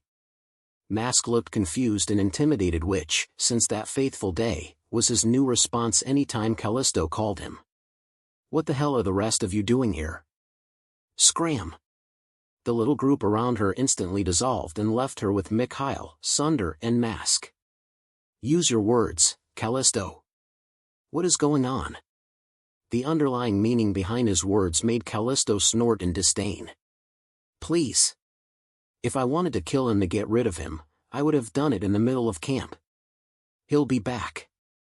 He just needs to make a commitment. She scoffed. How stupid would one have to be to care about the life of someone who tried to kill them? The same sentiment she had when she first fought Mikhail never changed. His powers were wasted on him. Just be on standby in case we have to return early, she said as she crossed the rift over to the empty alley. That doesn't reassure me, the soft giant said with a frown, with crossed arms on the other side. Good. It means I'm doing it my way. She walked away, a completely covered up and anxious Mask and Sunder trailing after her. Duh. That's why I'm not reassured, Sumashid Shea. The rift closed as he muttered to himself. Down the street, an overly anxious and jittery Mask walked alongside Callisto with fearful steps. It has been forever since he came up to the surface, over a decade, and his stigma still remained on his face. He licked his lips nervously and opened his mouth to speak cautiously. Callisto, Mask, she suddenly started, cutting him off. I've known you the longest out of everyone in the camp, and I know that I've asked you this question before, but I'll ask again. What will you give up to look normal again? She held his stare, not allowing him to look left or right, and silently pressured him to answer she knew he would give. Mask looked at her and bit his lips. That question caused a bitter feeling to bubble up in his chest. Anything, he said through clattering teeth and a bile of rage. I will give anything, even your mutation. She sharply cut him off again, dead frigid eyes boring straight into him. She already knew the likely answer he would give, but that didn't stop her from pressuring him into it. This damn thing caused everything. She almost smiled as the ball dropped where she wanted it to. Because she knew that despite the thrill of power he got when he used his powers on others, never for a second did Mask hate anyone other than himself. Come. She pushed open the door and made her way to the counter with both men marching along. Isaac smiled at their arrival and put aside the crossword puzzle he was battling with. That was fast. Welcome, he added the last part as he turned towards the hooded Mask. Are you up for it? He asked and adjusted his rolled-up sleeves. Yes. She grabbed Mask and pushed him forward. He'll be the one to do it. Isaac shrugged and regarded a thoroughly confused Mask whose head whipped to Callisto in shock, disbelief, horror, and the staple confusion. She only gave him a look and he turned his head back to Isaac. In case you haven't been told, I'm going to be appraising your X-gene, and while an understanding has been reached between the lady and I, the decision to sell your X-gene or not is wholly yours to make. If you want me to go ahead, then I'll need your hand to begin. Mask was still in a fugue state when his hand reached over the counter. He flinched for a moment when Isaac held his hand, absolutely stupefied as if never having expected someone to willingly touch him, and remained rooted in place when the normal brown eyes lit up in a silver ring. Well, now what do we have here? He heard the shopkeeper mutter to himself. Now this is something I can work with.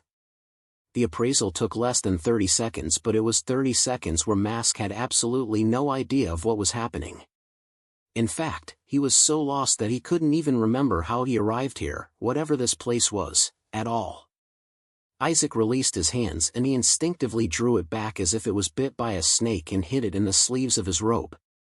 Isaac chuckled at the reaction and scribbled something on a piece of paper and handed it to Mask, who stared dumbly at it until Sunder nudged him to take it. The quotation of your X-gene. If you have any questions, please ask. The floor Morlock was slowly getting out of his fugue state when he received the paper and looked at it, read it once, read it twice, and his fugue came back as he stared dazedly at it. Number 17 Chapter 17 The Merchant Strikes Another Deal. The counter fell silent as the three of them stared at Mask, who was locked in the most visually disconcerting loop as he regarded the piece of paper, unknowingly realizing that he lacked the required emotional bandwidth to appropriately react to the confounding scribbles he just read. Is he okay? Isaac asked, virtually oblivious, causing Callisto to glare at him before turning the glare to the fidgeting Mask. Mask. Her voice was low, but the sharpness cut through Mask's static frenzy. The cosmically lost mutant looked at his longtime leader and croaked out softly, his voice trembling as he did. Callisto, what is this? His head swerved to Isaac and pointed a shaky finger at him. What is he trying to do, Callisto? Isaac looked at Callisto with a small disappointed frown on his face. He huffed and tooted his displeasure. Miss, my little business is run on the utmost transparency and cultivating trust. Am I to assume that his general confusion is because you failed to inform him of the potential trade? He would have found out regardless. She said with a derisive scoff and returned Isaac's stare with one of her own. And I fail to see how any of that is your concern. Shouldn't your concern be only on the trade? The frown on Isaac's face bent into true displeasure on hearing Callisto's words. Ignorance was bliss, maybe in a handful of situations, but in most cases it was hubris. And Callisto was making sure to stand on it on her 2 feet. Listen here, miss. His tone took on a slightly harsh edge and was downright lecturing. No trade will happen unless the customer is willing to make the trade of their own will, and my store ensures the sovereignty of that will by protecting them from any sort of influence, supernatural or mundane. Callisto wanted to say that Mask was not being influenced by anything, but Isaac wasn't through with his little exposé. It also means that their minds are protected and free from making decisions under duress, be it by intimidation, coercion, threats, blackmail, or even psychological manipulation. The choice is his and is to make alone. My domain makes sure of that. The customer's choice is to be respected, above all by the merchant themselves, and they take every precaution available to ensure that it stays that way. So even if they were being forced or controlled to make a trade they are slightly reluctant against, whatever form the influence takes is severed as soon as they cross the entrance threshold. This was why Mask has been mostly confused and shocked by everything, because his decision to be here was made sorely by his fear and submission towards Callisto, so when that broke he suddenly found himself with a clarity that left him utterly lost and confused. While the merchants themselves have no business or personal interest in the private lives of customers and people that exist outside their doors, they also had to take precautions to prevent any instances of a lawsuit from their customers, like say maybe a petition for a refund in compensation for a transaction made under duress, in whatever extreme form it takes. No thank you. Callisto came short. Her eyes narrowed upon understanding what Isaac was trying to say, and while normally she would doubt the veracity of such an absurd claim, she found herself being unable to. Why? She had absolutely no idea. Maybe it was because of the look in Isaac's eyes. Maybe it was the fact that all 6 of her senses were picking up absolutely nothing to indicate a threat. Or maybe it was the fact that the store felt like it was thrumming and was also staring at her with a daring glare. Mask, I apologize, miss, but that will be enough from you for now. Let him make his decision without you trying to burn him with your eyes. Sheesh. Isaac finished his Callisto-dedicated piece and addressed Mask, who looked so dumbfounded at the one-sided back and forth. Now then, sir, I'm terribly sorry for you being kept out of the loop. Mask shook his head as the oblivious haze was slowly clearing from his head and handed back the paper to Isaac. Basically, this is the quotation for the price of your X-Gene if you want to sell it. The trade can only continue if you willingly decide you want it to. Mask looked at Sunder and then at a silent frowning Callisto and then back at Isaac and gulped down the phantom rock in his throat. I can sell it. The question was so ludicrous, but it was the only thing he could ask, or rather the first thing that came to his mind to ask. Yes, you can. And this is the price I'm willing to pay for it. Isaac waved the paper. Mask swallowed heavily. Will I it ta take. Isaac nodded in understanding, stopping cold Mask's hopeful stuttering. If you're asking if you'll lose your physical alterations upon sale, then yes, you'll lose it, as it is an active part of your X-Gene. Though those you've made alterations to won't lose theirs. Let me see. Isaac handed back the paper to Mask, who greedily read through it multiple times. The hopeful light in his eyes couldn't be hidden. This was his ticket to a normal and comfortable life on the surface. This was it. He looked at Callisto and Sunder, mostly at Callisto, and asked. You were going to take the money, weren't you? Of course. She answered easily, not a shred of hesitation in her words. It will be the first thing that you ever did to help them. You of all people don't get to condemn me, Callisto. I'm not condemning you. I'm just telling you the truth. It will be the first thing you ever did to help them, and maybe you won't hate yourself as much if you were no longer a mutant.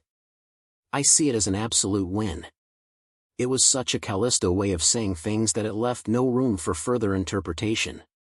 She wasn't doing this out of spite or anything of the sort. She wanted him to sell his ability to some guy, leaving him completely human, so she could use the money to take care of the rest of Morlocks. The rest of the Morlocks.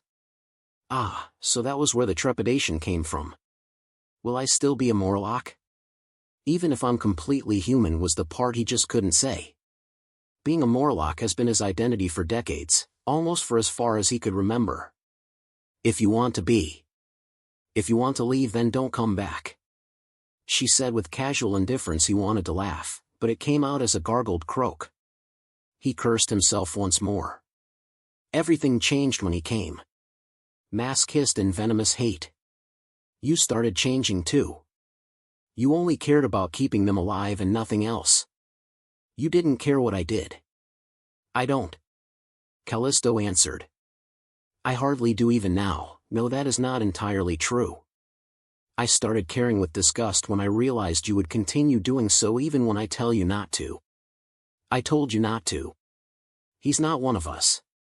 Mask argued, but even he knew it wouldn't hold. He was trying to mask his excuses as justification. Everyone who finds their way there and wants to stay is one of us. Just like I did. Just like you did. Just like Caliban did. Just like he did. Mask hissed. That doesn't mean he gets to decide how we do things. It does. Callisto's reply was sharp and apathetic. To her, Mask's emotions, his opinions, thoughts and feelings, were completely irrelevant. They were to her as the sewer rats. We fought. He won. He gets to lead. The rules are his to make. But he decided not to lead after sparing my life and told me to stop what you were doing. I told you to stop and reverse everything you did, and what did you do? You refused my orders and tried to kill him that night. Tried and failed. If it was me, I would have killed you then and there, and you know it. You disobeyed not only his orders, but mine too. Then you tried to kill him, and failed too. Mask grounded his teeth together as that ugly feeling rumbled in his lungs and mixed with his breath. Mikhail's arrival and subsequent order had stirred up that old bitter hate Mask had tried to forget throughout his life. The beauty of people that looked normal while he looked like a squashed Play-Doh pricked at the bile in his mouth. Decide quickly. I don't have all day to spend here. There are dozens of people back at the camp I can easily replace you with. Stop wasting my time. And that was it. Callisto did not see him as important as he saw himself to her. She never did. While he deluded himself, she did. She let him do what he wanted all this while in the camp, not because she supported him or deferred the authority to him, but because she did not care about the physical appearance of the other Morlocks. Her only concern was that they were safe, fed and housed. Air left his lungs and suddenly he felt tired, and just nothing. He was so low that he temporarily lost the emotional bandwidth to care about anything else right now. He looked at the paper and all he could see was that he would finally stop looking like this. He would be losing a part of himself, sure, but it was a part of himself that he always hated. And if he could no longer use his abilities on the other Morlocks, then he hardly saw a reason to care about it. He would no longer be a mutant as he understood it, and that was fine. As long as he could remain as a Morlock. He could live with that. Sir? He let out another breath and took one last look at the paper in his hands. Take it. I'll trade it. Just do what you have to do. He could care about this later. He could care about Callisto and Mikhail later, or hate them. This was probably the only decision he would make in his life without him being pressured or forced to do so. Neither Callisto nor Mikhail could order him to do this, and for now he would take it. How are you going to do it? He asked. If possible, he hoped it wouldn't involve him being strapped to a table. Just give me your hand. It'll be done in a short moment. You won't feel a thing, except probably a slight case of vertigo for a few seconds. Mask didn't know what to expect, only that he was hopeful and that this somehow works out, so he took the man's hands, greatly envying the man's looks in his semi-formal sleeve and vest outfit. His vision drowned in colors and light, and a sensation of loss doused his whole body only for it to be filled with something that was slightly muted. It wasn't that much of a jarring difference, but it was noticeable. He opened his eyes with a gasp as if he was drowning and finally got to air with his last stroke. Everything was slowly spinning, but it wasn't bad enough that he had to keel over for balance. His vision corrected itself a few seconds later and he saw the man, Isaac or whatever, holding some dark green haze that covered his fist in his hand. Nice. Isaac said with a pleased smile as he inspected his work. Please give me a second.